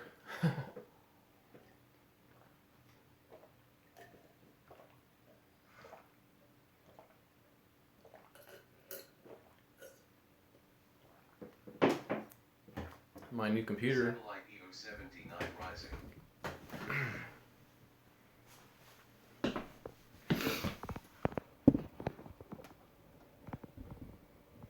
Hard to see with the reflection, but it's water cooled. 1080i video card, 6-core processor. There's my AO91 40-degree pass in 10 minutes. I'm not going outside again. These caps haven't been updated in a while, so they're way off. Try it indoors. Oh yeah, I mean, I've only got 70 centimeter antenna on right now. That's the only thing.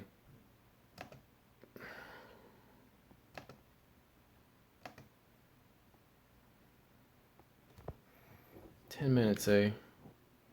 Let's see what happens if I restart. Whoa. Your basement. That's impressive. I guess I could put a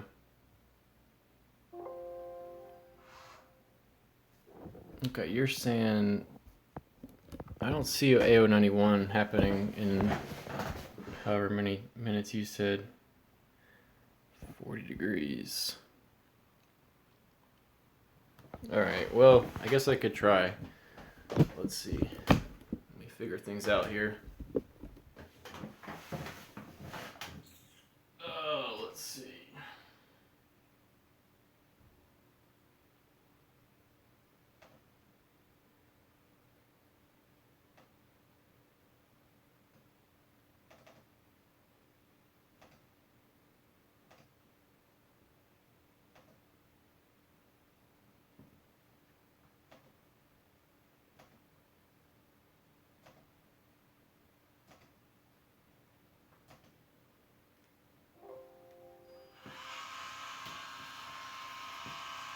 Looking for AO91. Where do you live, Charles?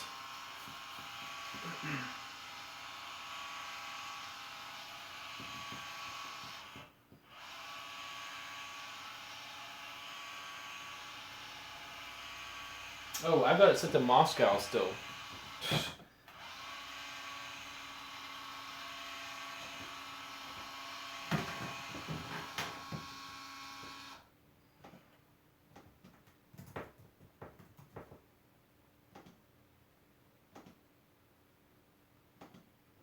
Alright. Might see the pass you're talking about here in a second.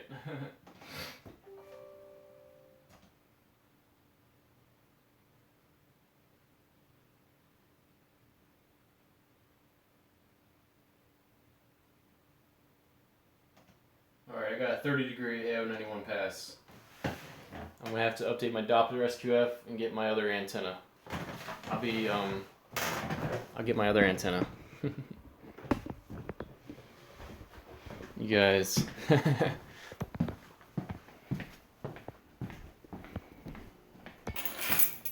Alright. I'm gonna leave this here.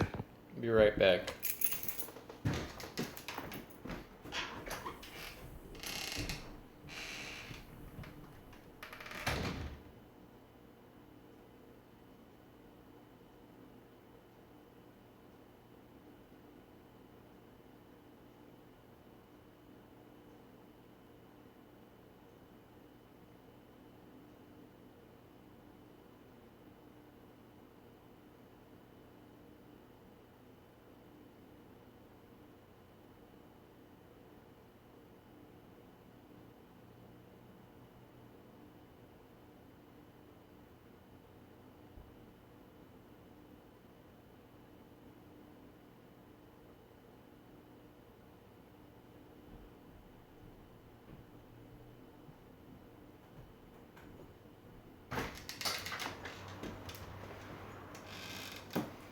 What you made me do.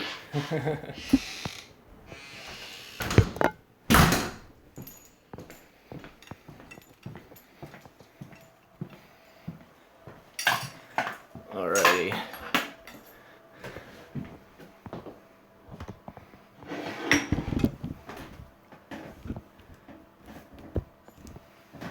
Alright. Rotor control off.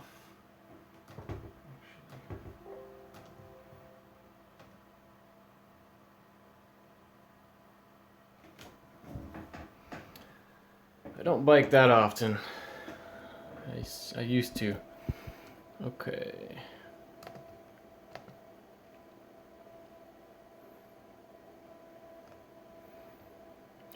I guess I turn off rotor control. Okay. So we're gonna orient the antenna right. Okay, I got my other antenna. Barely enough room in here. Barely enough room. I might have to move it out. No, just. Okay, it's going to 0, 0. We got a lot of ways to go. So I'm going to try to put on, you know what I could, I wonder if I could use the small, you know what, I could use that antenna. I'll just use that antenna. I'll just use that antenna.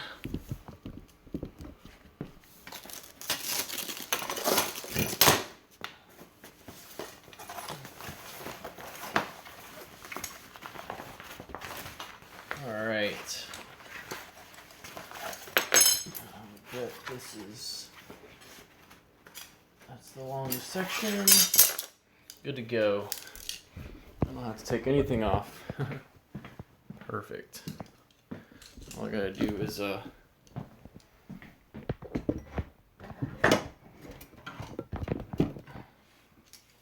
put these on.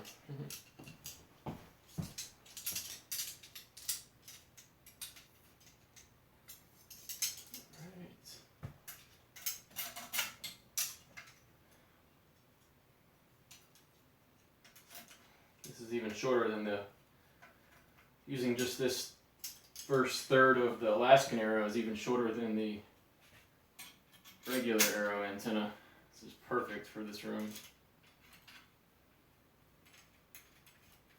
So that's supposed to be 0 degrees. It's a little bit up. I'm not going to mess with it because what happens is there's slack here. So if you were to flip it over, it would be flat because there's that slack. Actually, that's not on all the way. Okay, so we've got 3 minutes until AO91 is here. It's tight enough for government work. Now I gotta hook up some coax cable. You think I could actually work this thing inside? That's crazy. I might be able to.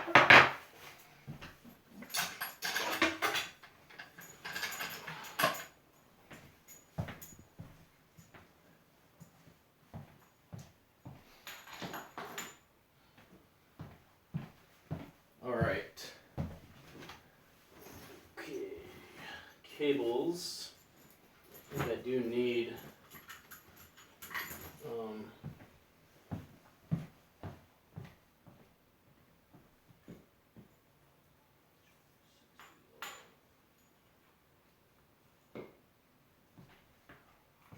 I'm gonna have to go get some adapters from my car.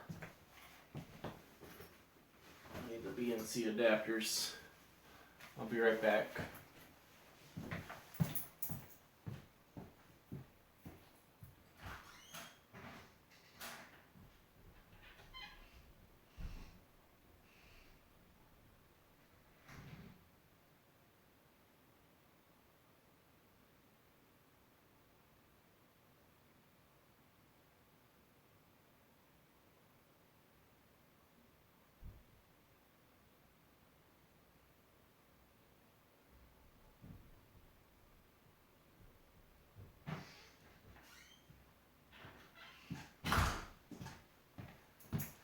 Adapters are already in here.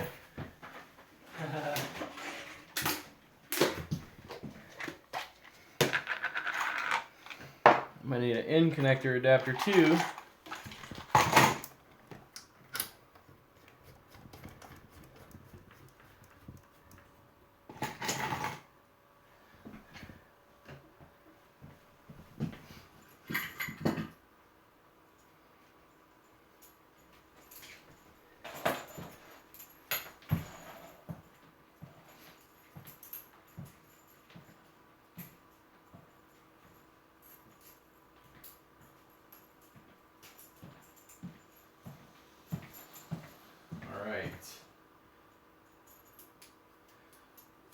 This one's going to go on the 2 meter.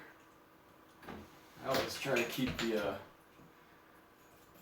end of these coax cables that has the yellow shrink wrap. This end goes to the VHF side. Satellite AO91 rising. Uh-oh, AO91's here.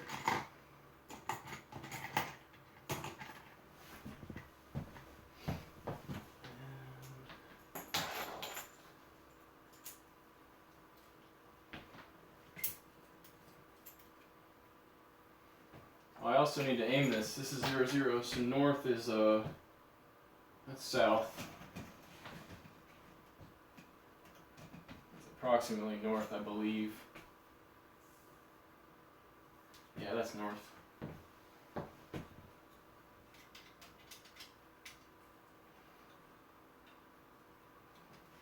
Okay. Alright, so yellow goes to the VHF side.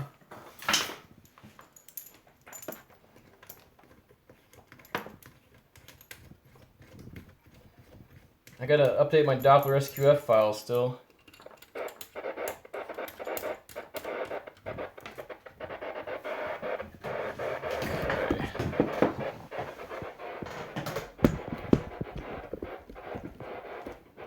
Yeah, I got time. No, I don't want to tune by hand. I got the. That's what I want to do. I got this. You know. All right. What's your Doppler SQF file got? What's the frequencies?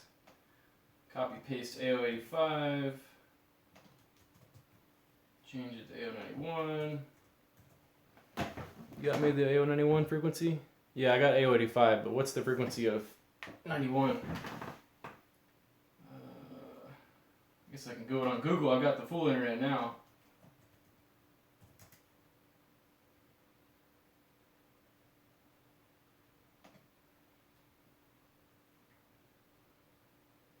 .145.96 and 435.25.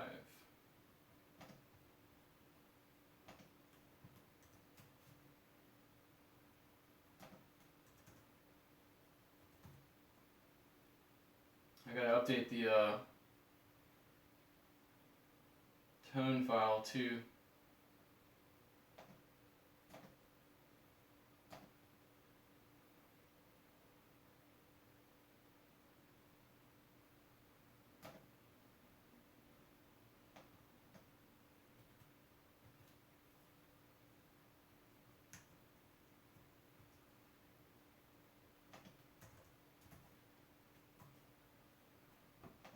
Okay.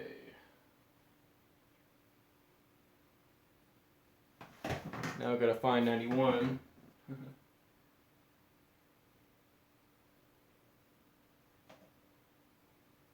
Restart the app.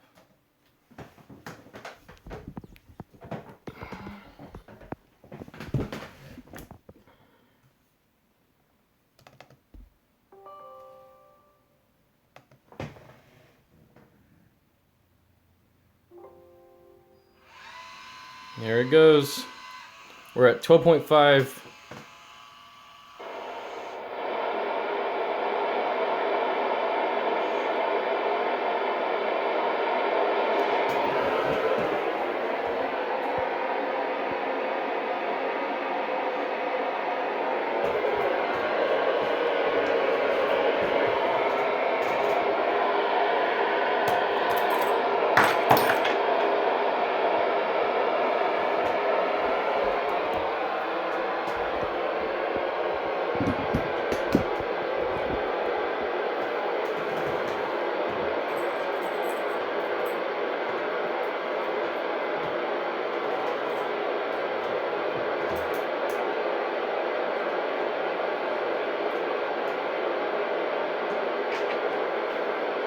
East.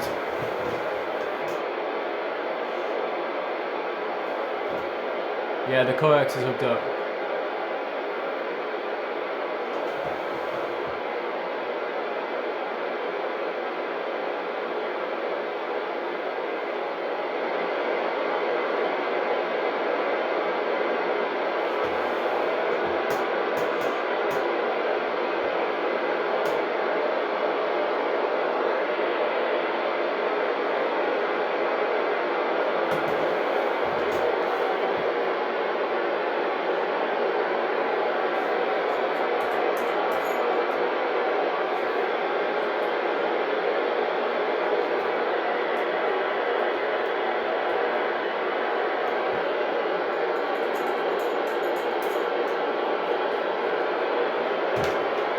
I think I hear it.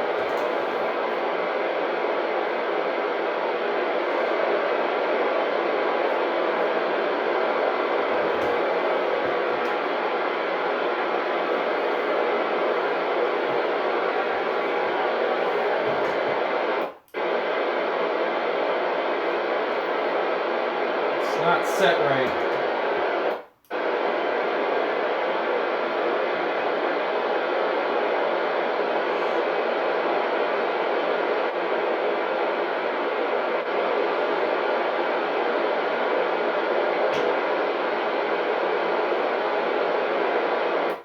There we go. It was set to split mode.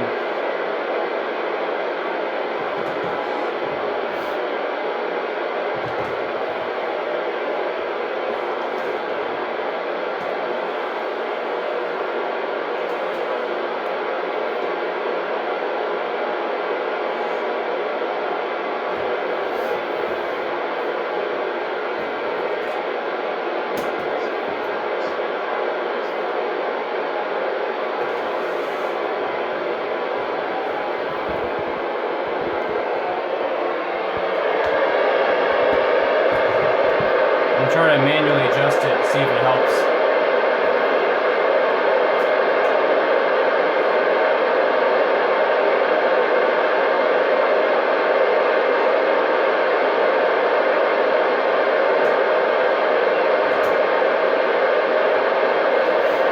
It's approximately east. I'm going through a lot of my apartment right now. Yeah, I'm not hearing it.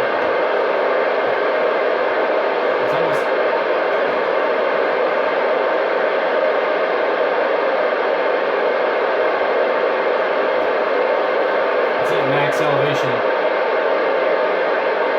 Basically, at no point will I be able to go through just one wall. I'm going to have to go through 2 walls for this whole pass. So right now it's going through a lot. And I don't think I'm going to be able to hear it. If it were going that way, there's only one wall this direction.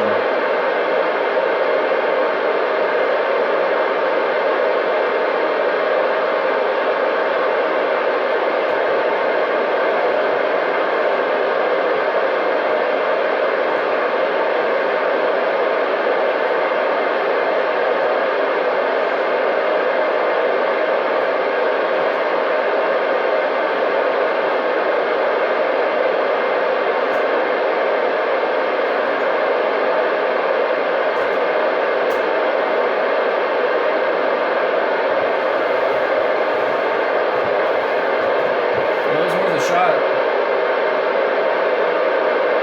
There's like 3 walls.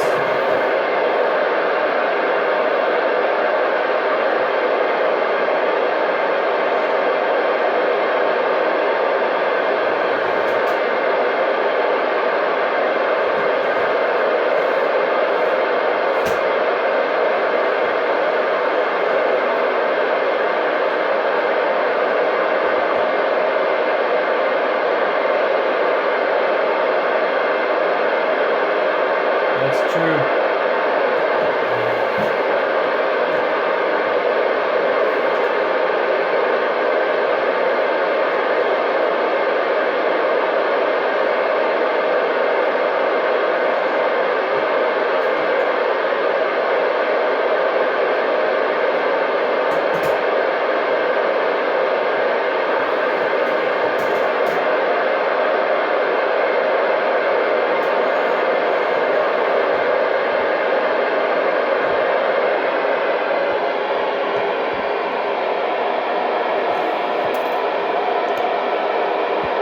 That would be pretty cool, Charles.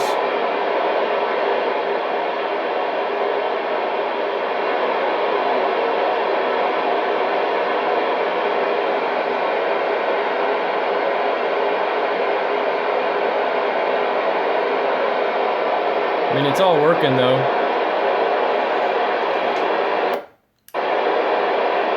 That's not right.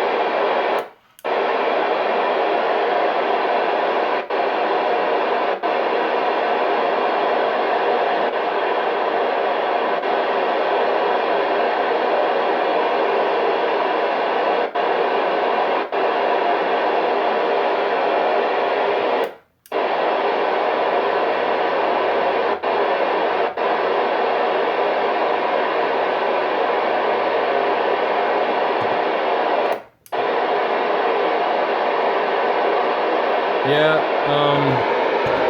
cat's on. I don't know, maybe the SQF file's not right. I mean, the frequencies are right.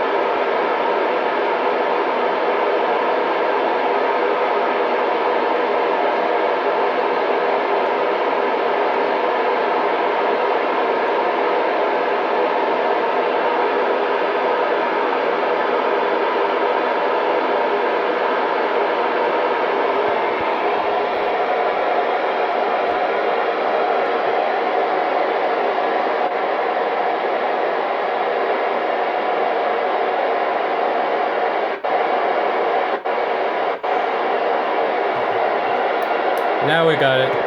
I got it now. I had turned satellite mode on.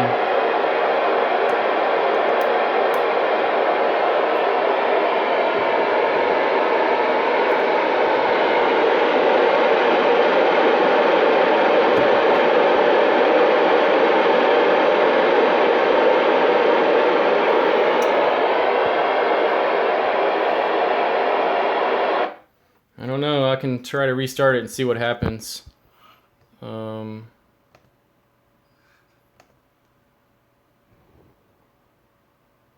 All right.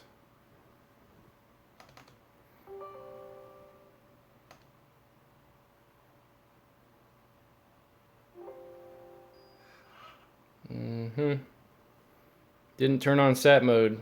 Okay. Setup. Radio setup. Nope, you're right. It was off. See? Store. Thank you. It was probably right in the other account. So we used different accounts for the satellite, the Eris contact rather. There it is. It turned on. Yeah. All right. Cool. So now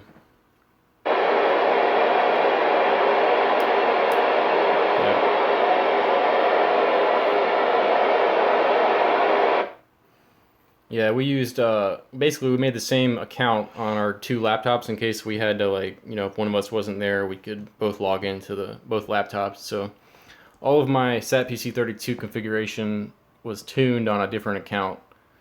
So these settings aren't right. Well, we're not in the same place, man. You're in New Jersey. I've only got LOS now. You sure it's wrong? Where is it on, I don't even know what app to use. Heavens Above website. Let's see when it ends. Let's see, I don't have it all. You sure is it over for me? I got 0.4 right now, and it's 1:05 a.m. My goodness. Anyway, it's aiming south. Now it's below the horizon. It's a little bit off. It needs to be down a little more, but that's okay. Well, I've done everything I think I can do in here. What else can I do now?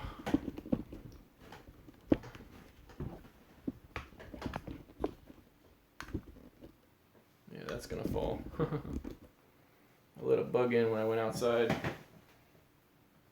Okay. I should plug the remote control into the ICOM 706. See what it does. I don't even know if it has a remote control connection like that. I don't think it does. Let's see. It's got some 1/8 plugs. I wonder which one is remote, if it is remote. Somebody asked me if you could do SatPC32 with a 706. Manual's over there.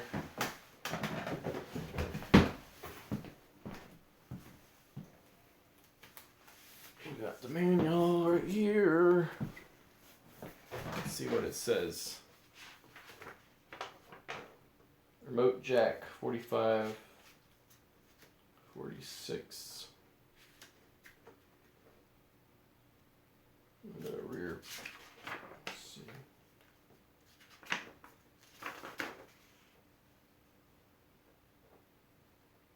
Yep, CIV is the one closest to the mic. It'd be pretty cool if it worked, right?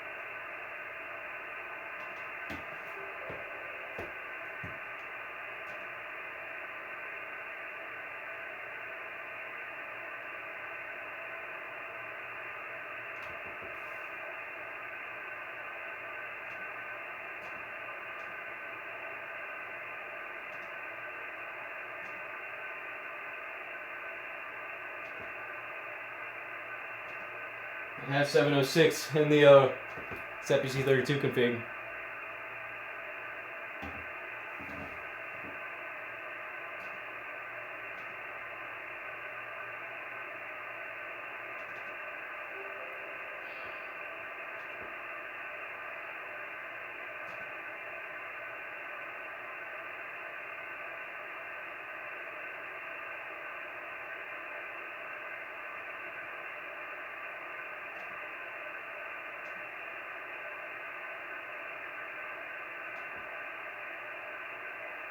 Well, I might have to set the mode in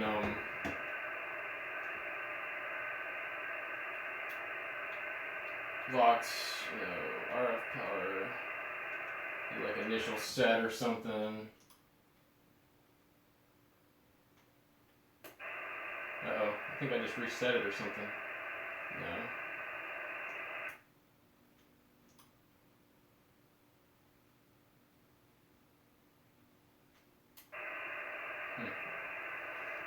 I thought that's how you did the yeah.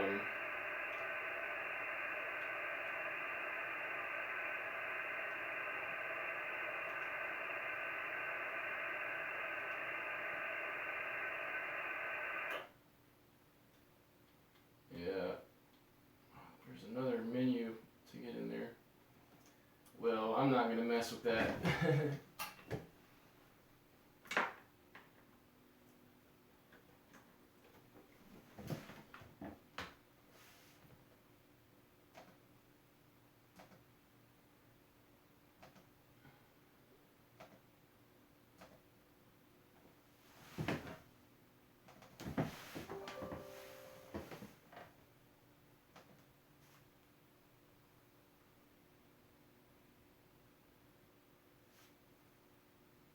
Yep, okay. It's still working.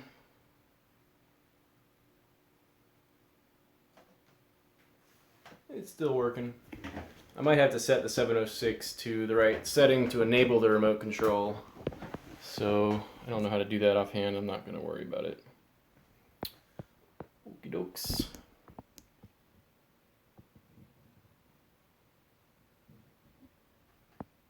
Have I come across a satellite? TA? What is a TA?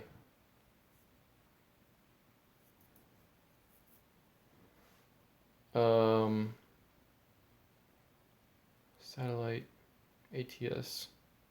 Not meant for. I still don't understand what you're asking.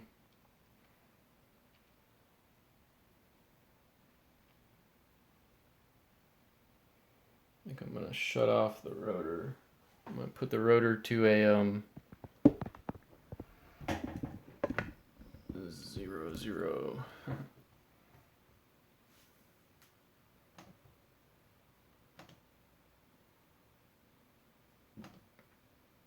0, 60.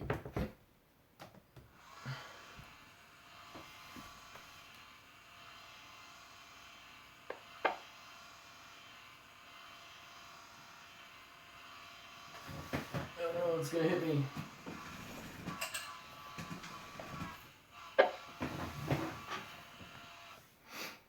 Alright, that's basically right. Still a little off, but that's okay.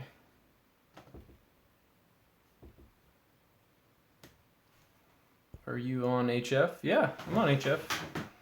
I got HF. I got 40 meter dipole. I don't really do a lot on HF, but I have one.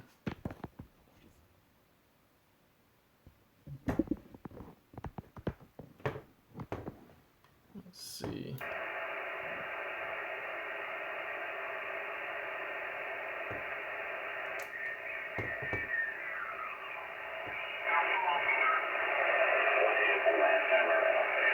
No, there will not be a third time.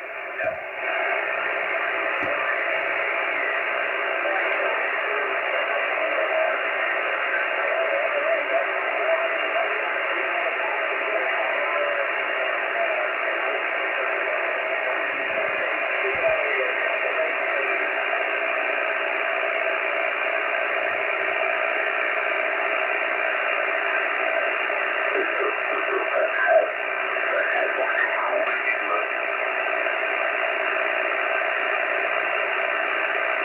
Yeah, I'll show you the bikes.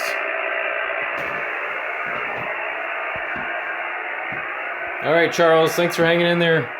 It was fun. Later. Okay, this is the... Let me turn off the HF radio. It's so loud and annoying.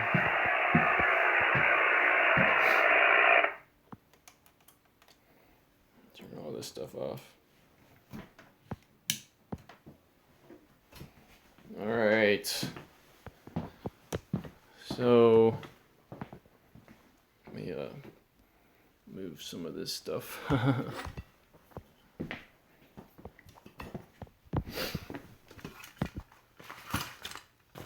I'll move this out of the way. All right, so this is the Surly cross check, and it's made for cyclocross, which is like on-road, off-road kind of stuff where you get on and off the bike and carry it over logs, and it's like a little bit, it's trail, but it's not like mountain biking proper. But it's also can be used for touring and commuting, and I've got it set up for commuting. I did use it to tour once from San Diego to Bear Mountain, I believe, in California. My buddy was in the Marines, and he was out there at San Diego. This is a mountain bike. It's full suspension. You can see it's got a shock there for the rear, and it's got a shock there for the front. It's out of focus. Behind it, there's a road bike. I don't really ride it much. It's so old. It's kind of like it needs some. The shifters are bad on it, so I just ride this when I'm on the road nowadays. This mountain bike has disc brakes too. One of them, but the like the road bike tires. Like look at that. I don't know if you can. Can't really. So, Fox, they make shocks for mountain bike or motocross bikes, dirt bikes. This frame actually is not the original frame. It cracked back here when I hit a jump, and they gave me a new frame, and I had to the new frame didn't work with all the components. They had to get these adapters. Like this is an adapter. It's kind of frustrating. But that's it. All right, there's only a couple of you still there. So, Alex, I'll say goodbye. I know you're there. I don't know who else is there. But thanks for tuning in.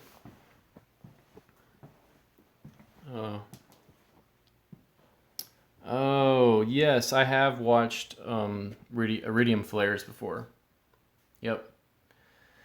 I have indeed, and they are amazing. Thanks, Anthony. They're going to deorbit those, I believe. They're going to send up a whole new network, if I remember correctly. Oh well. But yeah, so I've seen the iridium flares. I've seen the Chinese satellite or Chinese space station. You can see that one. The sun reflects off of it. So I saw one of those before. Okay, dokes. I think it was fun, right?